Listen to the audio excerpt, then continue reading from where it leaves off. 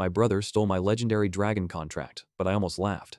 He didn't realize he'd accidentally transported me to their world. I stepped onto the summoning floor as the youngest prince in Vaxen family history to reach the threshold. My older brother had already failed 3 times. 3 ceremonies, 3 empty circles. He was supposed to become the next king. Then my summoning floor turned gold. Every noble in the royal court stood up. A legendary dragon descended through the light. She looked past everyone else and chose me. I looked toward my brother. He was staring at me with hate in his eyes. Then he hid one hand behind his sleeve. He cut his palm and activated forbidden blood magic. The contract between me and the dragon suddenly twisted. Her mark disappeared from my wrist. The same mark appeared on his. My legs gave out. Everyone thought the legendary dragon had rejected me. My brother looked down at my unconscious body and smiled. But when I opened my eyes, I wasn't in the palace. 2 beautiful dragon women were standing over me. Horns, wings, tails, and somehow dragons had been hiding the best part of their world. One grabbed my wrist. I pulled away and accidentally threw her through stone. That was when I realized the legendary dragon had left her power inside me. My brother hadn't only stolen my contract. He had accidentally switched our places. The dragon had been summoned into my world, and I had been summoned into hers. But having her strength wasn't enough to get home. In this world, dragons were the ones who summoned humans. To earn a summon, I had to defeat a dragon in battle. Something no human had done for generations. Back home, my brother admired the legendary dragon he thought he'd stolen from me. He didn't know she had already given me her power, and by stealing my contract, he'd sent me toward the strongest dragon in their entire world, the Dragon Queen. When I returned with her, every dragon would bow at my feet. And my brother would be next. One with pale blue horns crouched first. "Are you hurt?" A red-tailed woman stared at my face, then looked me over again. "He's a human male." That started the questions. Who summoned me? Where was my bond? Why had the circle opened without a dragon? I pushed myself onto one elbow. Apparently, my brother had sent me somewhere interesting. Then heat rolled through my chest. The legendary dragon's gold bond mark was gone from my wrist. A thin, black gold shape sat under my skin instead. Reaver's bond imprint was active. Vessel strain was rising. My heartbeat struck hard enough to white out my vision. 2 dragon women caught me before my head hit the floor. When I woke again, I was in a medical room. The blue-horned woman wore a healer's coat. The red-tailed woman sat nearby, still watching me with open curiosity. A tall black-horned guard stood at the foot of the bed with her arms folded. The red-tailed woman smiled. "He's prettier awake." The guard ignored her. He appeared in a restricted summoning court without a dragon. I sat up. "Where am I?" "Valora Dragon Academy," the healer said. Beyond the window, winged women moved between white towers. A huge dragon dropped behind one balcony and became a woman in a burst of light. The guard stepped nearer. "Show me your bond wrist." I raised my hand. She grabbed it. My body moved before I decided to. I pulled. The guard went through the stone divider into the next treatment bay. Nobody spoke. I stared at my hand. The guard sat up under broken stone. I barely moved. "You threw me through a wall." "I know. I am a dragon. That explains why you're still talking." The red-tailed woman laughed. The guard stood. I immediately put both hands flat on the bed. "Don't come nearer." That was the opposite of a threat. The healer pushed the guard back and brought out a larger crystal scanner. "Nobody touches him until I know what is inside him." My vision opened again. Uncontrolled surge was detected. The Saif Realese cap was 4%. Vessel strain was rising. 4%. I looked at the broken wall. That had not felt like 4%. The healer pressed the crystal against my chest. Blue light became violet. Violet became gold. The reading kept climbing. She looked at me. "You have an abnormally large amount of dragon power." The red-tailed woman leaned nearer. "How large?" The guard glared from the rubble. The healer ignored both of them, large enough that a human instrument should not be reading it. The crystal cracked. The red-tailed woman looked me over again. "Very large, then." I decided silence was safer. 3 lines appeared above the scanner. The display showed legendary class dragon resonance. Safe Realese was 4%. Control was critical. The joke died. Legendary class. Astra. Lucan had stolen her mark. He had not taken everything. The healer scanned my arm. "Your body is human, but it is responding as if a dragon's physical template has been pressed into it." Loken had torn the bond away while the summoning gate was open. He took the authority. I kept the strength. The red-tailed woman asked how unusual I was. The healer shut the curtain on the growing crowd outside. Half the academy already knows an unsummoned male human appeared. Now they will know he carries legendary class resonance. I flexed my fingers once. The muscles answered too quickly. "So I need control." The healer paused. Most people probably asked how to unlock the other 96%. She nodded. "Our academy teaches summoned humans too." The guard muttered something about not recruiting the man who had just renovated the medical wing. Then the hall outside went silent. Every dragon woman straightened before the door opened. The woman who entered had long, dark red hair, sweeping black horns, gold scales along her neck, and the kind of mature confidence that made the room feel smaller without her raising her voice. The headmistress looked at the broken wall, then the cracked scanner, then me. So, her eyes dropped to the reading. Your power is unusually large. The red-tailed woman choked back a laugh. The headmistress continued without blinking. Your control is not. That ended the joke. You want to return to the human realm, yes. You cannot simply open a gate. No dragon summoned you here, so you have no normal bond path home. Then tell me the other route. Her mouth curved slightly. She pointed through the window toward a circular arena against the mountainside. To earn a reverse summon, an unclaimed human must defeat a true dragon under recognized challenge law. And then, a dragon must willingly choose to anchor you. Choose, not be assigned, not be transferred. The exact opposite of what Lucan had done. When can I fight? The headmistress looked at the hole in the wall. Not until you learn the difference between releasing power and stopping it. I had no answer for that. If you enter my arena like this, your opponent may survive, the spectators may not. I stood carefully, then teach me. She studied me, then nodded. You may train here temporarily. You do not enter a true dragon challenge until I decide you can control what your brother left inside you. The academy doors opened behind her. A courtyard full of dragon women waited beyond them. That was fine. I did not need more power. I already had too much. I needed to learn how to stop it. The academy courtyard was louder than the medical wing. The moment the headmistress walked me through the doors, conversations stopped and restarted twice as loud. Adult dragon students crowded the terraces. Most of them were looking at me. The red-tailed guide leaned nearer. You got famous quickly. One wall. You are also the first unsummoned male human most of them have seen. A woman above us called, use the large power. The rail laughed. The headmistress pointed toward a black training block. Move that at 1%. I touched it. The block slid 3 meters. The iron base underneath it tore loose. A bolt shot across the court. I caught it before it hit anyone. That got more silence than moving the block. The headmistress pointed to a painted line. Now stop it there. Again. Too far. Again. Still too far. Starting movement was effortless. Stopping exactly where I wanted was not. The black-horned guard stepped into the lane. I'll strike. I looked at the wall break victim. You sure? Her eyes narrowed. Block. She came at me. Her palm hit my forearm. My body absorbed it easily. The recoil did not. Force kicked sideways toward the red-tailed guide outside the lane. I could throw the guard away. Easy. Wrong. The second strike was already coming. The display showed force path unstable. I planted both feet and sent the impact down. The floor exploded beneath my boots. The guide stayed untouched. A new line burned across my vision. The display showed force bleed path found. Impact sync was acquired. Nobody laughed.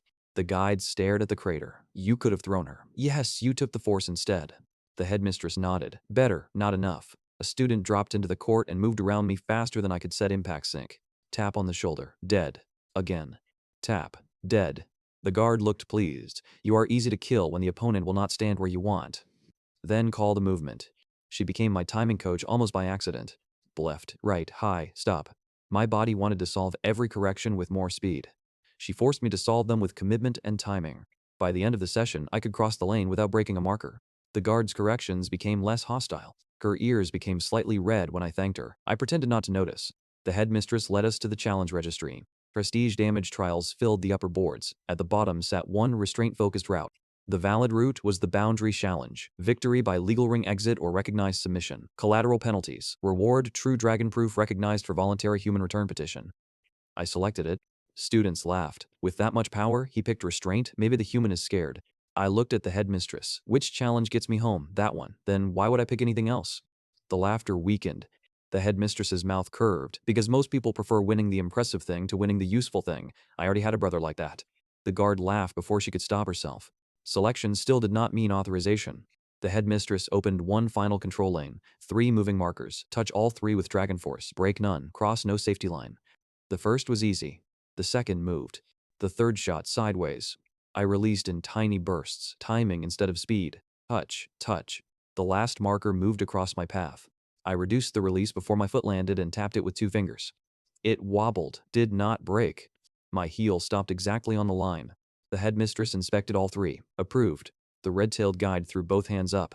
The students reacted louder than I expected. The ones who mocked the restraint route were leaning forward now.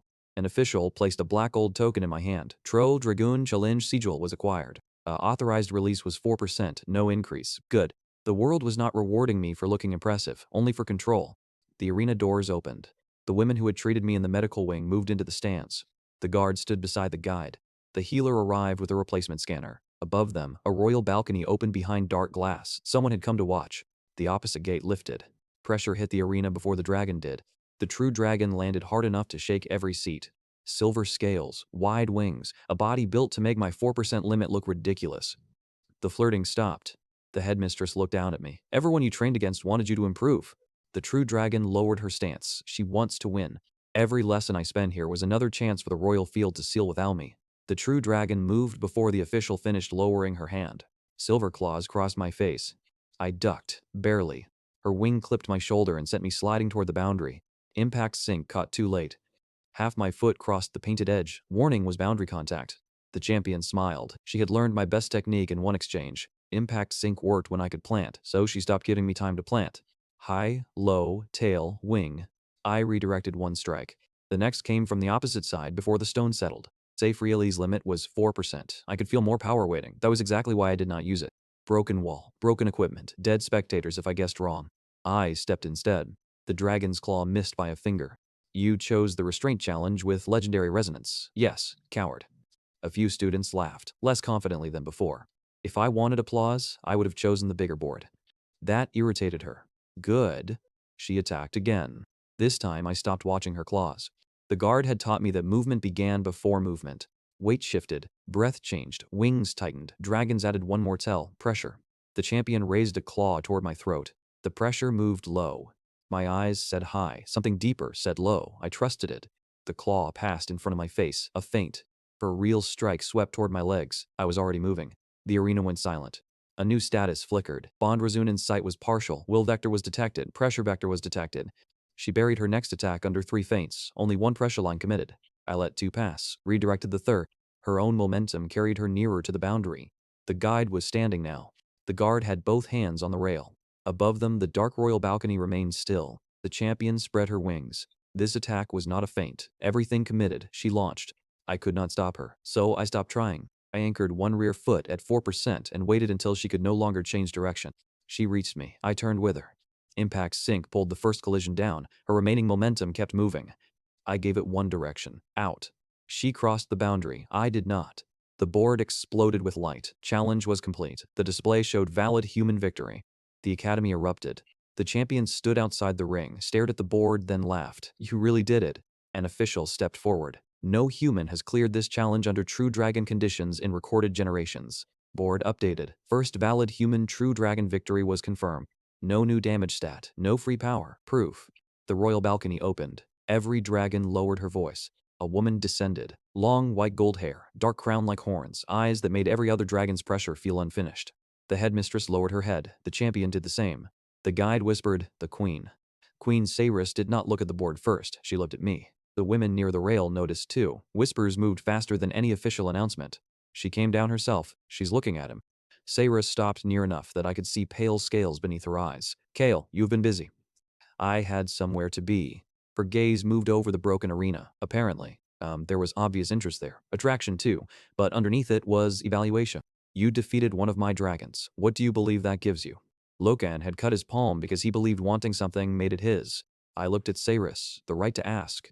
For what? Help returning home. And if I say no, then I find another way. The black gold imprint on my wrist burned cold. Something moved inside the torn line running back toward Astra.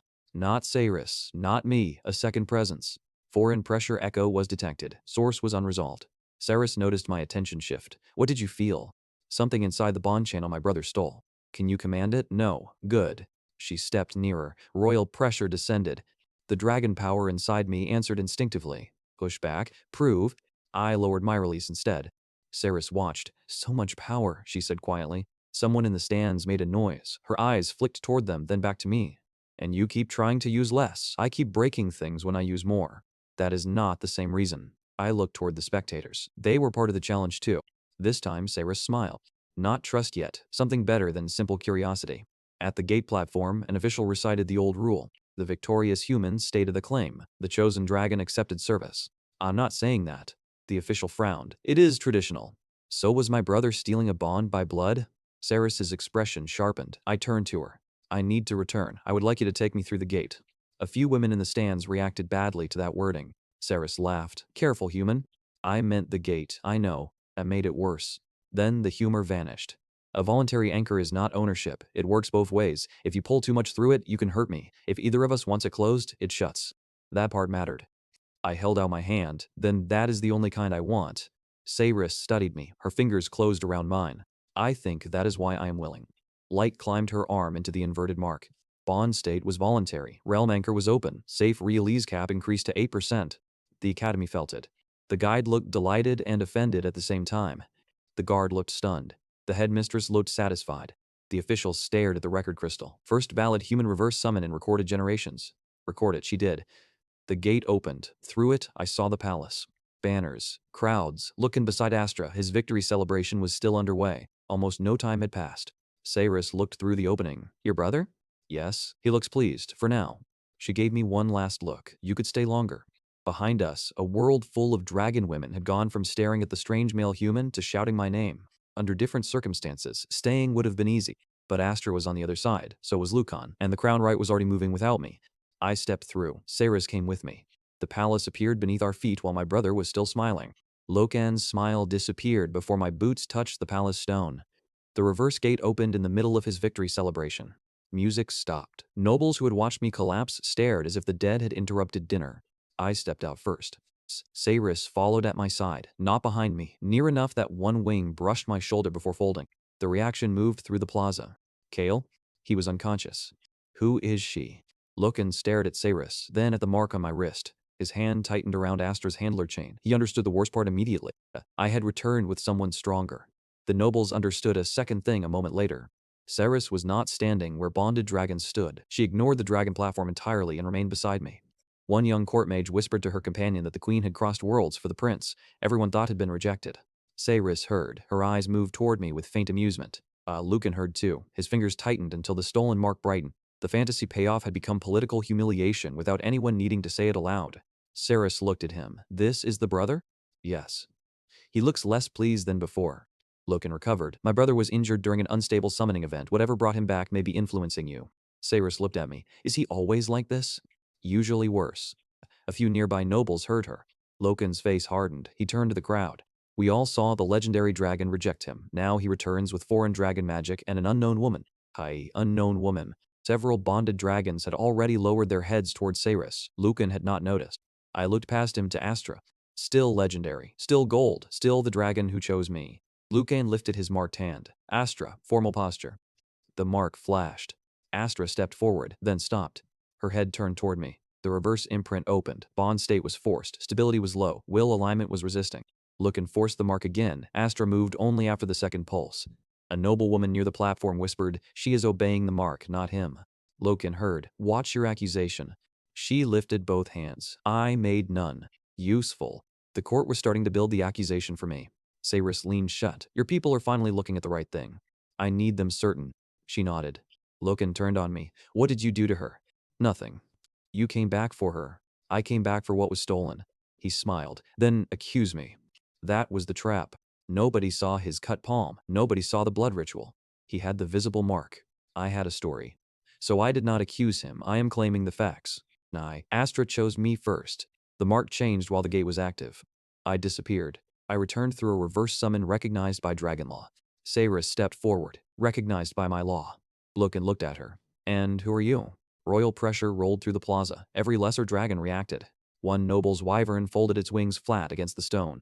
Another dragon physically stepped away from Lucan's platform and toward open ground before its handler corrected it. Astra did not lower her head. She only stared at Cyrus. That was somehow more important. Cyrus said, Queen Cyrus of Velora. Silence. The court had spent the celebration admiring one stolen legendary dragon. Now a queen had walked through another world because she chose to stand beside me. Lucan's victory stage suddenly looked very small. Lucan's expression finally cracked. I turned toward the royal judges. Open a claimant challenge. That got the crowd moving again. One judge descended. Your return state is unclassified. Classify it. You may be unsafe. Measure it. Lucan laughed. There will be nothing left of his claim when you do. That confidence was honest. He had seen the damage around the return gate. Power without control was still my weakness. King Orin looked at Cyrus. If his examination threatens the court, move the court, she said. Do not change his test because I stand beside him. Good. She had chosen me. She was not going to win my claim for me. The judge raised a record crystal. Temporary claimant hearing. Results will enter permanent crown record. Good. The board lit. Claimant status was temporary. Several nobles who had turned away while I lay unconscious now stepped back into formal court distance and lowered their heads. Not deeply, not loyalty, recognition. A royal clerk removed the word rejected from the ceremony record and replaced it with status. Disputed. Claimant active. Bull. Lucan watched both changes happen in permanent light. The celebration had begun with the kingdom treating me like a rejected body. It ended with my name back on the succession record and a dragon queen standing beside me. Loken passed near me on the way to the examination wing. You should have stayed unconscious. I looked at him. You should have let the dragon choose. His shoulders stiffened. Returning had saved my claim, but the crown right would still seal out anyone the court refused to license. The first royal scanner failed before the examiners agreed on what I was. I released 1%. The crystal displayed human. The display showed then dragon, then both symbols at once. The display showed classification conflict. The chief examiner checked the mark under my skin. No ownership channel. Lucan leaned over the gallery. Then his power is unregistered. Saris stood behind a glass partition so nobody could claim she was feeding me power. The examiner addressed her. Are you transferring power into Kale? No. Can he command you? No. Lucan smiled. Even his new dragon is uncontrolled. Saris looked at him. I am not his dragon. That killed the smile. The record updated. The record showed a voluntary association. The display showed no enforceable command channel. Status was unresolved. One judge called that a security problem. I pointed toward the control court. Then test me. Stop calling me unsafe like it is a mystery. That changed the room. How much output? How much stopping error? Where do I fail? Give me something I can improve. An older woman in a gray academy coat stepped forward. Mara, the crown's control examiner. She had spent the entire scan watching my feet. Your output is not the problem. She pointed toward the force pattern. You slowed down late. Exactly what the headmistress had found. Nah. Mara did not send me straight to the formal target. She changed the room. Floor markers lit at irregular distances. Weighted pendulums dropped from both sides. My job was to cross the lane, touch the marked plates, and stop before the protected sensor behind each one. No dragon force. Perfect stop. 1%. Half a foot late. Again. 3 inches. Again. 1. At higher output, the gap between hitting and stopping disappeared faster than my control could follow. At 2%, I corrected before the second pendulum. At 3, the pressure wave moved a silk strip behind the target even though my fist stopped clean. Mara circled the strip in red. That was the defect. Not whether I could hit the thing I aimed at, whether the force knew the fight was over when I did. The gallery stopped treating the examination like a formality. A public board updated. Raw output was above human classification. Control was below crown claimant standard. Temporary claim was maintained. The result did something useful to the room. The nobles who wanted to dismiss me as corrupted could not call the power fake. The nobles who wanted to crown me immediately could not call the control sufficient. For once, everyone was forced to stand inside the same measurable problem. Mara moved the result beside the formal target so nobody could forget which number mattered next. Lucan had lost the argument that I had no power. He had gained a better one. I had too much. Mara opened the formal stage. A dense black target stood in front of a royal crest, a glowing boundary, and shut the judges. The objective appeared overhead. The goal was to disable the target. The royal crest had to remain intact. The marked boundary had to remain intact. No protected witness could be injured. Mara looked at me. The actual test is stopping. Yes. We ran one preliminary load. The entire gallery moved behind the protected boundary. Saris stayed outside the active field by her own choice, making the zero support condition visible. 3%. Target cracked. Crest clean. Boundary clean. The preliminary control test passed. Confidence moved through the gallery. Lucan leaned forward. Run the claimant stage now. Mara gave me the option to delay. Lucan wanted me to hear cowardice in that option. I ignored him. The objective was clear. The result would be permanent. Record everything. The formal target opened. Mara gave one final warning. When the target breaks, do not chase the result with more power. I breathed once. The black gold mark warmed. My body felt ready. That was the danger. I stepped. My fist hit exactly where I intended. The target shattered. For one heartbeat, the board stayed green. Then I felt the force continue past the broken target, toward the royal crest. I had started stopping too late. The royal crest cracked down the center. The marked boundary flashed red. Stone split beneath the nearest judge's chair. Nobody was injured. That was the only good part. Formal control goal was failed. Target was disabled. Royal crest was damaged. Boundary was breached. Lucan smiled. Not because he cheated, because I had failed the exact rule displayed above me. Mara looked at the result. State it. I failed. I failed. Lucan's smile weakened slightly. I continued. The target was only one condition. I broke the crest and boundary. Mara nodded. Lucan addressed the nobles. My brother wants the succession and cannot stop one strike before it reaches the people judging him. It hurt because it was true. Mara pointed to the force path. Initial aim correct. Force termination failed. One judge asked if I could correct it immediately. No. Then Royal Safety Procedure applies. A red gold seal descended. Royal Supershun was active. Crown right entry was suspended pending certification. Hold burned through the inverted mark. My dragon force compressed until my knees almost buckled. Sayrus came around the partition. The challenge could be delayed. She could force the request through with Queen authority. That would make my second chance hers. No. Her expression hardened. This is not pride, I know. I stopped there. No repeated argument. I failed. I need to fix it. The concern in her face remained, but she accepted the answer. Loken stepped down from the gallery. Then fix it while fighting. He filed a dragon-backed claim duel before the court had finished cleaning the broken crest. Legal, cruel, smart. The condition appeared. The first valid strike on the opposing claim marker would win. Breaking the boundary meant automatic forfeiture. Protected judges remained inside the boundary. Loken had built the duel around my exact failure. Mara looked at me. Suppressed, you cannot overpower Astra. I do not need to. Astra stood across the court. Her forced mark burned too brightly. I could sense the hesitation inside it. Bond state was forced. Will alignment was resisting. The duel began. Loken attacked the weakness immediately. Astra, break his line. She launched. Suppression turned my dragon force from an ocean into a cup. I moved instead of meeting her. First strike, miss. Second clipped my shoulder and drove me down. Loken's confidence returned. Astra came again. I watched her eyes. Before each forced command, she looked where she did not want to strike. A fraction, enough. Loken raised his marked hand. Finish this. Astra moved. Her claws came down. I caught the strike with both forearms. Impact sync was wrong. If I buried the force into the court, I might repeat the boundary failure. I needed the thing I had failed to do. Stop. The force entered my shoulders. My heel moved backward, one step. The judges were behind me. I closed each channel in sequence. Shoulder, elbow, hip, knee. Pain exploded inward. The floor stayed clean. Stopping control was acquired. Dead stop brake was active. Cotter froze. So did Astra. My heel had moved one step, no more. Loken stared. For the first time since the crest broke, he looked uncertain. The suppression seal had taken away the power I used to hide bad control. Now Lucan had brought me the exact fight that could prove whether I had learned. Lucan forced Astra forward again. Dead stop hurt every time. That was useful. Pain made it impossible to mistake the technique for free power. Astra struck. I stopped inside one step. Boundary integrity remained at 100%. The judges saw it. Lucan did too. He started commanding faster. Astra, left, flash, block, flash, strike. Each order worked. Each one also revealed the delay between her body and her will. I did not ask her to resist. I only used the gap that already belonged to her. The claim marker stood behind Lucan. That, not Lucan, was the Itemiv. Astra crossed the court. I let her shut. Dead stop caught the first impact. I turned with the rest of her momentum and changed which side of me she occupied. Not a throw, just geometry. Loken lost sight of me for half a heartbeat. I ran. Humans slow under suppression, still fast enough. Loken shouted, Astra! She recovered behind me. I reached for the brass claim marker. The forced mark flared. Her claws stopped at my back, stopped. Not because Lucan released the command, not because I commanded her. For one fraction of a second, Astra chose not to finish the strike. My fingers touched brass. Duel was complete. The display showed valid claimant victory. The court erupted. Lucan stared at the board. No. The chief judge stood. Result valid. Lucan pointed at Astra. She is mine. The room changed. Sayrus's eyes went cold. I turned to the official board. Call out the metrics. Royal Supershun was active throughout. Authorized output was minimum range. Boundary breach was 0. Protected witness injury was 0. The claim marker showed valid contact.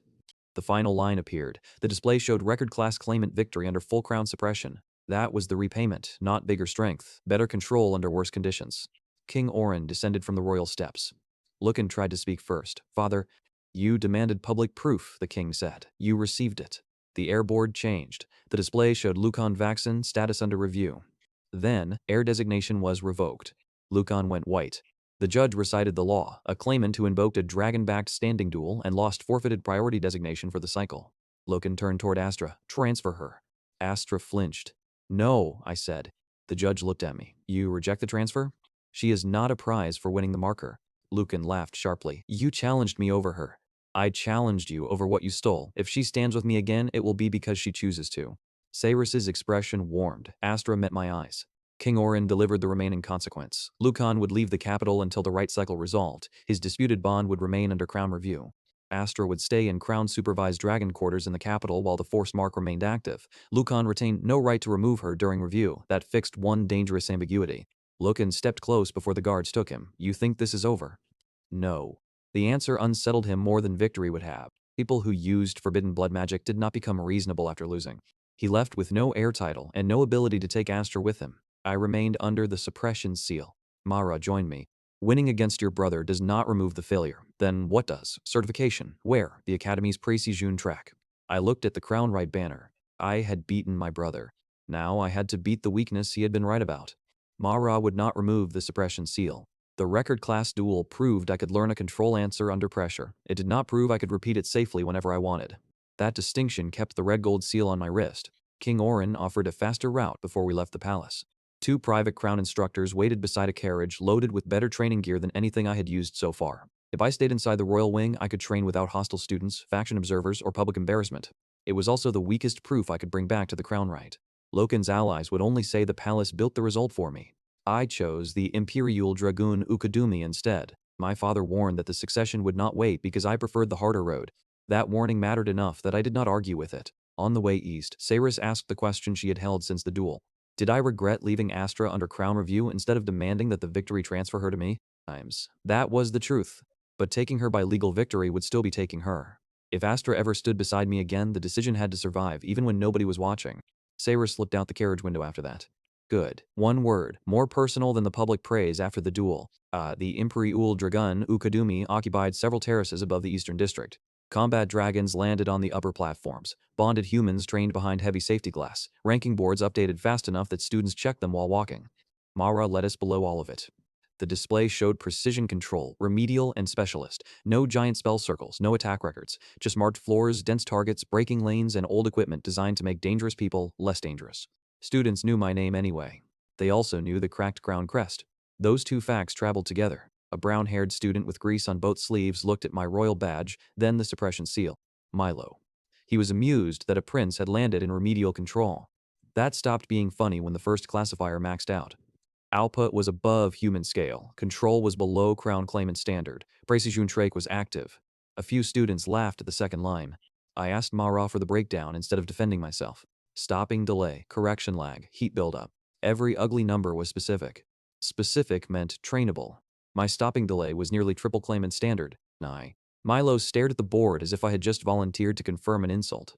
I told him I wanted the bad number to be mine, not a machine error. Mara reset the test. Same result. No excuse. That made the number useful. A woman from the advanced combat track passed behind us, looked from Saris to me, and asked whether the Dragon Queen had really come to watch remedial training. Saris answered without looking away from the control board. I came to watch him. The woman gave me a second look.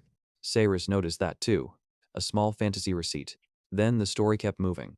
Milo pointed toward the surplus room. The useful equipment, he explained, was the equipment attack track students threw away because it reduced output. Dusty resonance dampers, old control rings, heavy black bracers with obsolete heat channels. For most students, they made strong attacks weaker. For me, that sounded like progress. Before we left the first lane, Mara made the public score useful. She ordered 3 more runs at different floor textures. Smooth stone, loose grit, a moving stop plate. The output number never changed. The control number did. That distinction became the first real lesson of the Human Academy. Power was a resource. Control was a skill. One could be inherited. The other had to survive changing conditions. Students who had laughed at the remedial assignment began checking the board after every run. Not because the score became good, because it moved. A weakness with a visible trend was harder to dismiss than a title. Milo noticed the same thing. He stopped treating the lane like punishment and started pointing out where the old sensors lagged behind my movement. The precision wing had spent years being mocked for caring about tiny errors. Those tiny errors were exactly what had broken the crown crest. That gave the location a new emotional job. I had come from a palace where everyone cared whether my dragon was legendary. Here, the only question that mattered was whether my heel stopped 3 inches too late. Sarah stayed through the entire sequence. She attracted almost as much attention as I did, but she never interfered with the tests. When students tried to read her expression instead of the board, Mara moved the next result directly into their line of sight. The message was clear. The queen was interesting. The number was the story. Mara also made me repeat the run after a short recovery interval. That exposed another weakness. My first attempt after rest was cleaner than the 5th attempt in a row. Fatigue did not reduce the dragon power much. It reduced judgment. The stopping error returned before I felt physically tired. That made the crown problem clearer. A dangerous claimant would not always know the exact moment control started degrading. So Mara added a rule to my training slate: metrics before confidence. If the stopping delay moved in the wrong direction, the session changed whether I felt strong or not. That rule would matter later when higher caps made confidence even less reliable. The public board behind us still displayed the same two lines. Power beyond human scale. Control below crown standard. I finally had a place designed to change the second one. If I couldn't turn control into certification, the royal field would open without me. The precise untracked surplus room looked like a graveyard for weak ideas. That made it useful. Milo dug through cracked wrist rings, slow casting dampers, and equipment rich students had discarded because it made their numbers smaller. The black bracers he found were heavier than they looked. Thin channels ran from wrist to elbow, old resonance damping. The metal spread force sideways through the frame instead of returning it quickly to the user. Attack track students hated that. I strapped them on. My hands immediately felt slower. Cyrus inspected the old metal and noted that dragon armor built to survive did the same thing. Milo looked surprised that the queen understood obsolete human equipment. She reminded him that she was, in fact, a dragon. That was enough banter. The suppression seal burned once. Razunan's bracers was compatible, control support was partial. Mara would not let me use the bracers immediately.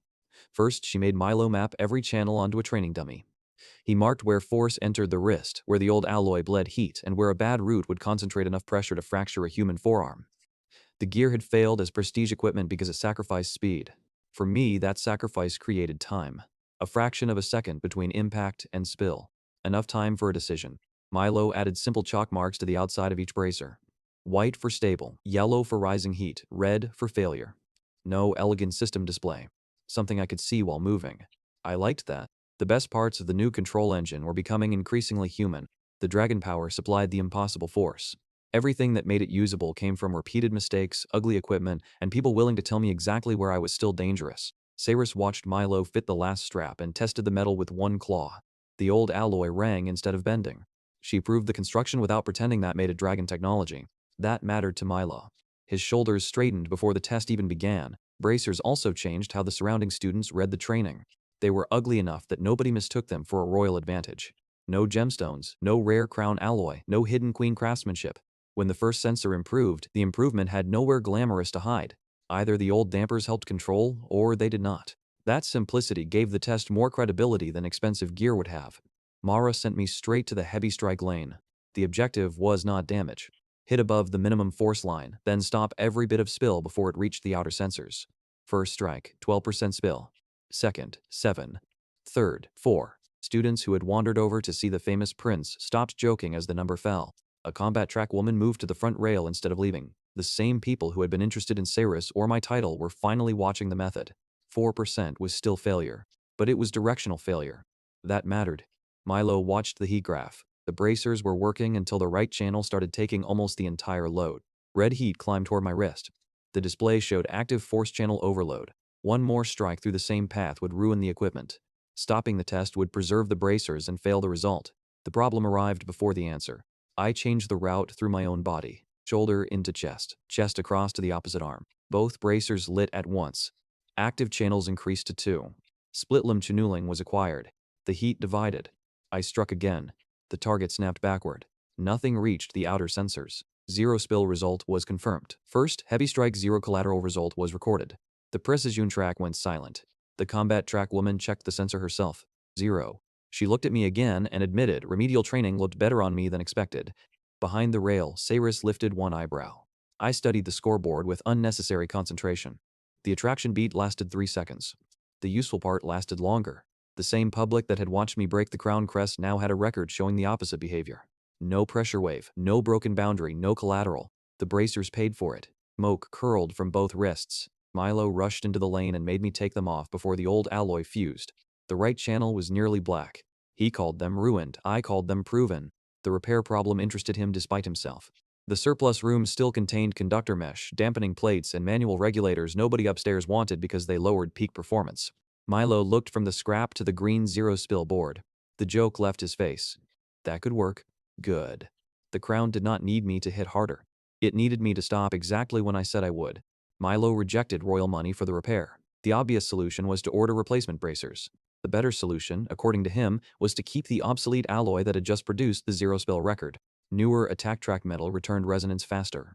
The old material spread heat better. For once, inferior equipment matched the actual problem. We went to the disposal yard. Milo found scorched conductor mesh, 2 dampening cores, and a manual regulator. I let him decide what stayed. That surprised him more than the scrap. He understood the hardware. I understood what the force felt like inside my body. If I overruled him every time the two touched, the system would fail. Mara handed him an official calibration slate. The display showed Milo, control hardware lead. No unused surname, no extra listener tax. The title changed his posture. He made me strip the damaged channels myself so I would know which component failed by touch. Every replacement received a different notch. If the status display disappeared in a real fight, I could still identify a hot channel with my fingers. Human engineering solving a problem dragon strength could not. Repair took most of the afternoon. Milo made the process deliberately slow. Each conductor strip had to survive a low pulse before the next one went in. Every dampening core was tested separately. When one old regulator produced a delayed heat spike, he rejected it even though the part would have increased my immediate score. That was the difference between his work and Lucan's thinking. Lucan had always chosen whatever produced the biggest visible result now bile. Milo chose the component that would still work after the audience stopped watching. Mara recorded the failed regulator too. Nothing disappeared simply because it did not become part of the final build. The repair bench gradually filled with a history of bad options. By the time the bracers closed around my arms again, I understood not only how they worked but how they were likely to fail. That knowledge changed my posture in the next calibration. I stopped treating equipment as a magic answer. It was another partner with limits. Respect the limit or pay for it. Milo finished the repair by making me identify every component with my eyes shut. Left conductor, right dampener, elbow regulator. If a channel failed in smoke or darkness, I had to know which part I was sacrificing before I rerouted force around it. The exercise felt slow compared with dragon combat. That was precisely why it belonged here. The final fight would not give me time to learn the equipment while it was breaking. The repaired bracers survived 3 calibration pulses. Rezunan's bracers was repaired. Human control modification was certified for field test. Milo checked the credit twice. Nobles did not usually put the technician's name on the result. I was having a difficult week as a noble. Then Mara opened the moving field. Lab success ended there. The course resembled a ruined street, falling beams, moving shield targets, a practice dragon crossing lanes at irregular angles, no static stopping marks. Milo served as spotter. The first beam came down. I caught it, divided the load across both bracers, and kept the outer sensors dark. The course changed height. A second beam forced me to duck while holding the first path stable. Milo called the structural limit. I released before his warning finished instead of after it. Clean. The moving target crossed. Tiny release. Dead stop. Clean. The practice dragon entered from the side. Redirect rather than counter. Clean. Milo's calls became part of the method. Distance, heat, structural load. I was not becoming independent by pretending nobody else mattered. I was becoming reliable enough that other people could safely matter. Then the support tower snapped. Real metal, not a programmed failure. Students cleared the lane. Milo did not make it, and you can make it. A steel beam pinned his leg. Another section of frame started coming down above him. The suppression seal denied the brute force solution. Good. Brute force was wrong anyway. I caught the upper beam. Dead stop held the first impact. The bracers lit. Split limb divided the load. Milo looked at the frame instead of panicking. The top beam could not move first or the whole structure would collapse. He called the left brace. I shifted it half a turn. Then the right support. The pinned beam lifted just enough. Milo dragged his leg free. The frame settled instead of falling. No outer sensor triggered. No secondary collapse. The moving control test passed. Milo sat on the ground, stared at the intact structure, and realized I had followed his directions while holding enough force to ignore him. That changed his read more than the zero spill board had. He kept the calibration slate. You need someone to stop you from ruining my equipment. That was not worship. It was better. An earned reason to stay. The repaired bracers bought me training time, not more time before the crown rite. Milo stayed through the qualifier. He made it official the next morning by placing his calibration slate on Mara's desk and taking responsibility for the bracers. His reason was practical. Nobody else understood the modifications, and I had proved I would listen when he said the hardware was about to fail. I gave him one rule in return. If my plan was bad, say so, especially in public. Mara immediately proved why that mattered. One rescue did not equal sustained certification. She put me inside a 6-emitter control lane and removed every dramatic target. Pressure, timing, breathing. The first minute was easy. Dead stop, split limb, move, reset. By the third minute, my timing started slipping. The bracers were still inside temperature range. Output remained stable. Stopping delay kept rising anyway. Breathing. I was holding my breath at the end of every hard stop. Mara stepped into the lane and reduced the entire problem to 3 beats. Release, stop, reset. Breath through the sequence. Not stronger. Cleaner. I copied it. By the 4th minute, the graph flattened. A small crowd had formed behind the glass. One academy woman who had originally come to see Saris stayed even after the queen moved away from the rail. She was watching me now. Saris noticed. Her expression did the work a tail flick would have done in dragon form. I kept the rhythm and did not look back. 3-beat control form was accepted. The method was officially credited to Precijun track. That result mattered because the board called it a method. Repeatable, teachable, not another prince-only anomaly. The trained method spread faster than the record. By the next cycle, 2 precision students were copying the breathing rhythm in another lane. Their output was ordinary. Their stopping errors improved anyway. That was the first proof the method did not depend on my abnormal body. Mara noticed but did not interrupt them. The board logged the result under the track instead of my personal status. That small bureaucratic choice mattered.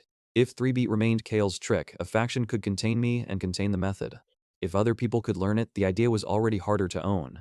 Milo understood the political value before I did.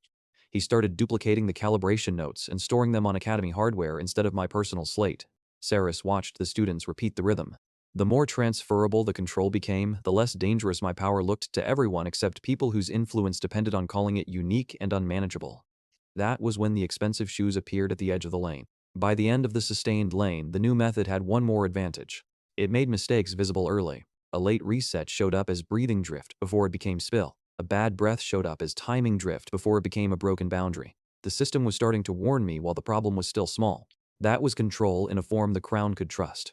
Not perfection, early detection. The Academy students copying 3-beat discovered the same thing, and Mara logged their improvement beside mine. Then House Arel walked in. Their envoy wore a fitted silver-white court coat with a gold crest at the throat. Attractive, polished, and very aware of the space people made for her. Her first look at me lasted slightly longer than professional courtesy required. Saris moved half a step nearer. Third and final post-return attraction receipt. Then the envoy opened the real offer. A pressure chamber above Crown standard. Vessel strain medicine. Crown advocacy. Legal representation for Saris's registration. Every item solved a real problem. The price sat inside one clause. Temporary supervisory authority over the unregistered strategic dragon. Custody with better language. I asked whether the chamber, medicine, and advocates were available without that authority. No. Then the answer was no. The envoy explained that House Arel would not command Saris. That only made the clause easier to reject. If they did not intend to command her, they did not need legal authority to do it. Saris waited throughout the exchange. No intervention, no request that I protect her. The decision mattered because the offer would have helped me. The envoy shut the bond. You are becoming valuable very quickly. That part was true. Valuable things attracted attempts at ownership. When purchase failed, regulation usually came next. House Arel left. Milo asked whether the last line had been a threat. Mara shook her head. I understood it differently. Forecast. The faction had tried to buy cooperation. I had rejected the cage.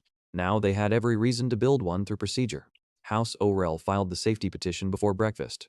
Our practice room key turned red, so did every room rated above basic precision load. The petition was good, that made it dangerous. Unclassified Dragon Force human, unregistered Dragon Queen, modified resonance equipment, recent crown control failure. No lies, only facts arranged to support containment. At the Academy board chamber, the Arel advocate requested supervised access until independent safety review was complete. I accepted the idea of review and rejected the phrase, until the board is satisfied. No measurable exit condition meant permanent discretionary control. So we made the board define one. Independent test of the bracers, independent inspection of my mark, no hidden queen stabilization, full recording, no relocation authority over Saris. The board scheduled the inspection in public because House Orel had asked for public safety restrictions. That choice brought spectators. Precision students, attack track students, 2 crown observers, a small line of reporters from the Royal Record Office. The room could no longer solve the petition quietly. That increased the risk for everyone. If the bracers hid illegal components, Milo's name would go into the same record. If Cirrus was secretly stabilizing me, the voluntary bond argument weakened. If the method failed without hardware, Maura's certification path became harder to defend. I liked the stakes, not because failure would be comfortable, because success would mean something. The technicians began by photographing every seal before touching it. Then they disconnected the bracers from me and placed each piece under separate resonance lamps. The procedure looked tedious until the first old conductor glowed. Several observers leaned forward. The metal was obviously not crown issue. It was literally disposal stock. Milo's repair history appeared beside it with the rejected parts still logged. No hidden upgrade, no secret patron. Just a low-status material used correctly. The petition was already beginning to prove the opposite of what Orel wanted. The inspection court looked more like a disassembly bay than a hearing. Every possible hidden advantage had its own table. Technicians opened Milo's bracers plate by plate. Old conductor mesh, discarded dampening cores, manual regulator, no crown military parts, no restricted alloy. Lawful. Sarah stood behind independent resonance glass. Sensors measured the voluntary mark without allowing her to stabilize me. Queen contribution was 0. Then the inspectors removed the bracers too. 3-beat control had to survive without hardware. Release, stop, reset. They changed floor friction, changed emitter timing, rotated the lane so I could not memorize geometry. The suppression seal kept the output low. The method stayed clean. The RL advocate objected that this did not prove field reliability. Correct. It proved the things his petition actually alleged were false. No illegal equipment, no hidden queen power, no fabricated control method. The final inspection stage tested sabotage rather than ordinary variation. One technician deliberately disconnected a dampening path without telling me which one. The bracer warning arrived late. I felt the missing route through the changed vibration, shifted force into the remaining channel, and stopped without crossing the outer sensor. Milo found the disconnected plate afterward. That result mattered because legal equipment did not have to be indestructible. It had to fail in a way the user could survive. The board recorded that too. The board withdrew. Milo rebuilt the bracers while we waited. Saris watched the closed doors and observed that humans had impressive ways to ask permission to breathe. I reminded her we also invented appeals. She considered that less impressive. The board returned. Modified resonance bracers was lawful. 3-beat control form was independent and reproducible. Voluntary queen mark was 0 hidden stabilization. The room restrictions lifted. Precision qualifier access returned. The final result appeared. Restricted control method was certified legal. House Arl had built a procedural cage. By forcing the cage to have measurable bars, we turned it into certification. The advocate closed his folder. The method had survived hostile review. Mara handed me the qualifier notice immediately. No celebration. We had won permission to take the next test. Every restriction I cleared mattered only if I reached the qualifier before the royal field opened. The Precision qualifier started with no target. That was worse. Mara placed me in the center of a circular lane while 12 emitters rotated around it. Goal, maintain control. For how long? Until the board is satisfied. I looked at her. That sounds like House Aurel. She almost smiled. The board has numbers. The qualifier board displayed the stakes before the emitters moved. Pass, and the suppression route advanced. Fail, and the crown could keep my access restricted without another political argument. The old failure had finally become a clean gate. No looking in the room, no brother to blame, no serious shortcut.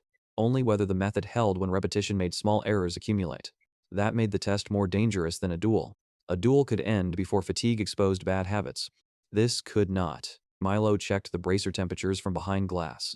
Mara watched breathing and foot placement. Saris remained outside the stabilization channel. Every support person had a role. None of them could take the result for me. The first sequence began. Release, stop, reset, 3-beat, again. The bracers stayed cool. Second cycle, faster, clean, third. 2 emitters overlapped. I split the force between both arms. Clean. The board climbed. Control stability reached 87%, 91%, 94%. Then my chest tightened. I finished one stop. Could not get the next breath fully in. The next pulse hit. Dead stop caught it. My vision blurred. Milo shouted from behind the glass. Heat is normal. Mara answered. Then what is failing? I knew. Not arms, not bracers, not output. Lungs. Every hard stop compressed my chest. Every reset stole part of the next breath. The problem arrived. My body answered. I changed how I breathed. Not deeper, earlier. Before the strike. Air entered as the emitters charged. The force hit. I locked. Instead of holding the compression, I pushed the breath through the release rhythm. My chest opened. A new line burned across my vision. Aura circulation was stable. Dragon lung was acquired. The next pulse came. I breathed through it. Then another. Then another. Mara did not stop the test. Of course she did not. The board climbed. 97%, 98%, 99%. The qualifier's middle stage tried to create cognitive overload instead of physical overload. 2 warning boards flashed contradictory colors. One was a deliberate false alert. The emitters changed direction while the public control score kept climbing. Bond Razunan's sight was useless against a machine with no will to read. I had to trust the training data instead. Breathing, foot placement, heat, the boring signals. That kept the story honest. Not every problem could be solved by the newest ability. The final sequence fired all 12 emitters in staggered rhythm. The emitters rotated while firing. One pressure line struck high, another low, and a third arrived while I was still exhaling. Dragon Lung stopped being a new trick and became part of the control stack. Release, stop, reset, breathe. Release, stop, reset. The last pulse died inside the lane. No spill. Board turned gold. Precision qualifier was pass. Safe release cap increased to 25%. The students behind the glass erupted. Milo hit the window with both palms. Mara raised one hand. The room settled. I pointed at the board. Add the condition. The examiner frowned. What condition? Sustained pressure. No queen stabilization. Mara nodded. The line appeared. The pass condition was sustained and 0 external dragon support. That made the record useful, not just flattering. Mara handed me a field code. Before we left, she placed the bond relay protocol on the bench. One warning line was highlighted. If either bonded participant exceeded the agreed synchronization load, the Academy would trigger Queen Isolation Protocol and lock the link until the human partner passed an independent retest. There would be no debate after an overdraw. Good. A consequence was easier to respect when it existed before the mistake. Good, we leave. Milo blinked. Now? Now. He looked at the gold board. Can we celebrate for 5 minutes? No. I liked her less every day. The mission site was an abandoned freight yard outside the Academy walls. 3 storage buildings had been evacuated after dragon residue began pulsing through the stone.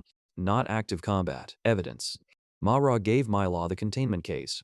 You carry the sample. His face changed. Me? You wanted responsibility. He looked at me.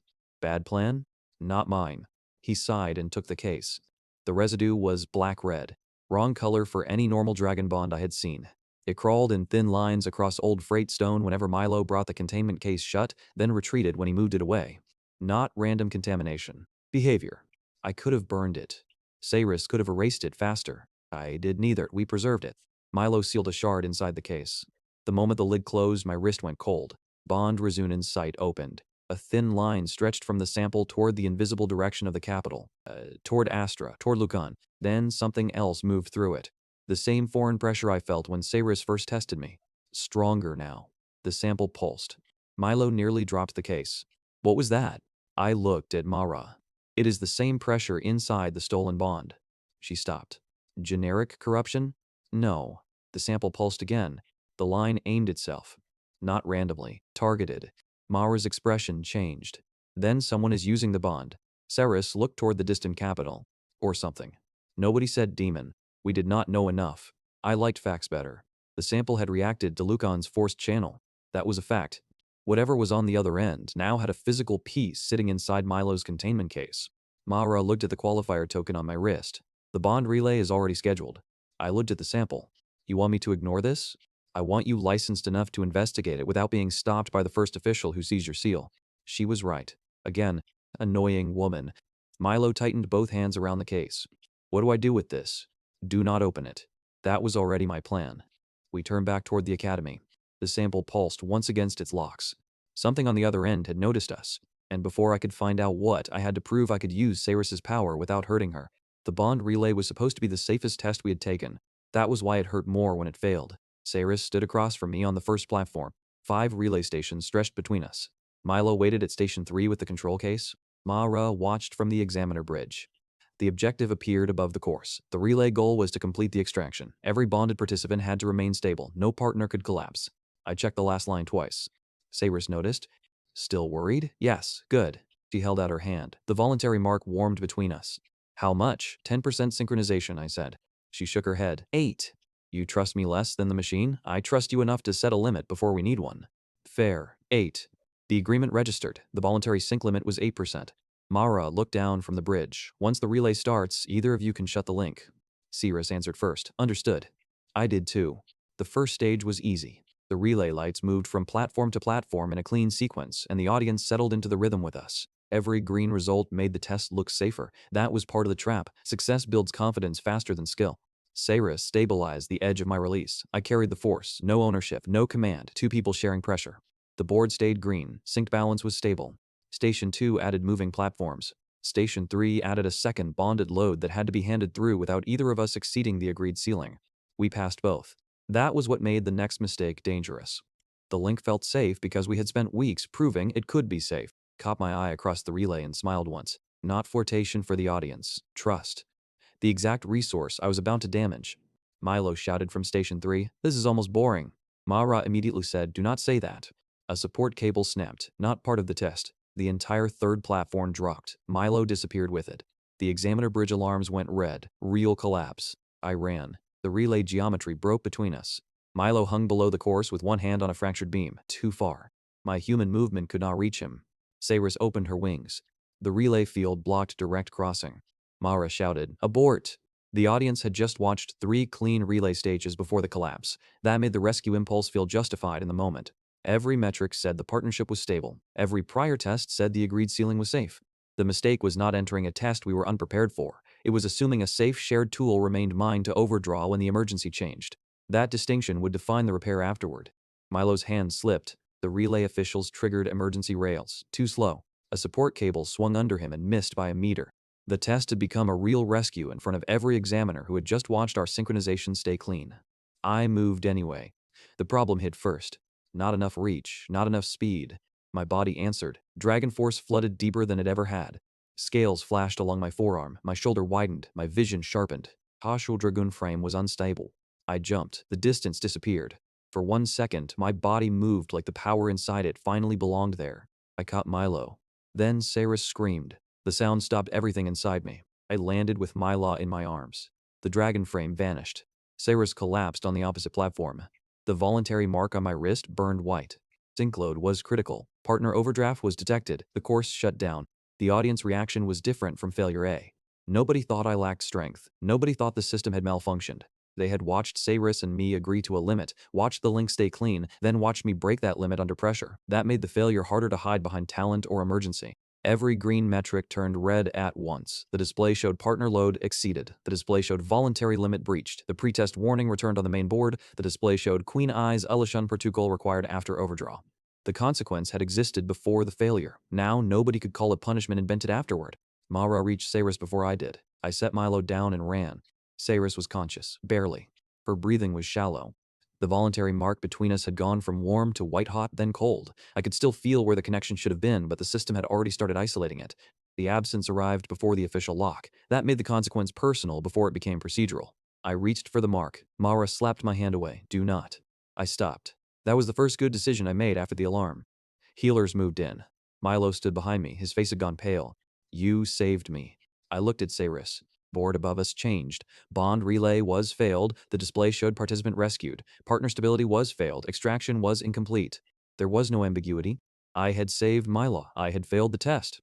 Worse, I had broken the exact rule Saris and I agreed on before it began. Mara looked at me. What happened? I pulled through the anchor. How much? I don't know. Saris opened her eyes. That is the problem. Her voice was quiet, not angry. I wished she had sounded angry. I knelt beside the platform. I'm sorry. She looked at me. I did not add anything. No explanation. No Milo was falling. No, I had no choice. I had made a choice. The reason was understandable. The cost was still hers. Milo said. If he hadn't, I raised one hand. He stopped. Do not make this easier for me. Saris watched that. Her expression softened for half a second, then closed again. The examiners replayed the failure once on the main screen. Not for humiliation, for causality. Milo's platform dropped. My human body could not reach him. Partial dragon frame solved the reach problem. Then the synchronization graph spiked through Saris. The sequence made one thing impossible to deny. The new power had worked. The way I used the shared bond had failed. That distinction kept me from hating the ability itself or blaming the emergency. A tool could be valid and still be unsafe in my hands. Saris watched the replay too. She did not look away from the moment the load crossed our agreed line. Neither did I. The medical team separated the rescue result from the relay result on 2 different screens. Milo alive, Saris unstable. That visual prevented the scene from collapsing into one easy moral answer. Saving him was good. Overdrawing her was still a failure. Both facts stayed true at once. That complexity was exactly why the lockout had to remain. Mara activated a red seal above the relay chamber. The same warning we had read before, the test expanded across every examiner screen.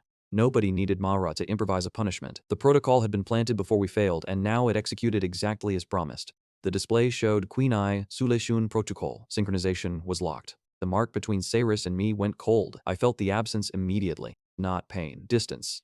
Mara looked at me. No queen stabilization until you prove independent control. I nodded. Saris turned her head toward me. You agree quickly. I agreed slower the last time. She knew what I meant. The crown crest, the wall, every lesson where power moved before judgment. This time the cost had a face, hers. I won't touch the link again, I said. Saris's eyes held mine. Until you choose to reopen it. That mattered, but it did not fix anything. She was still attracted to me, I could see that. That almost made the distance worse. Trust had moved somewhere else. Mara stood, zero hanker redist.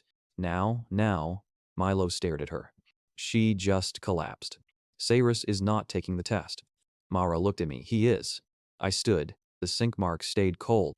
No queen, no external stabilization, no excuse. The crown right was still ahead, but after hurting Cyrus, reaching it with borrowed stability no longer counted. The zero anchor chamber felt smaller without Cyrus.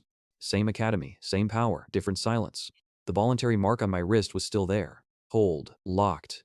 Mara stood behind the glass. State the condition. No external stabilization. Again.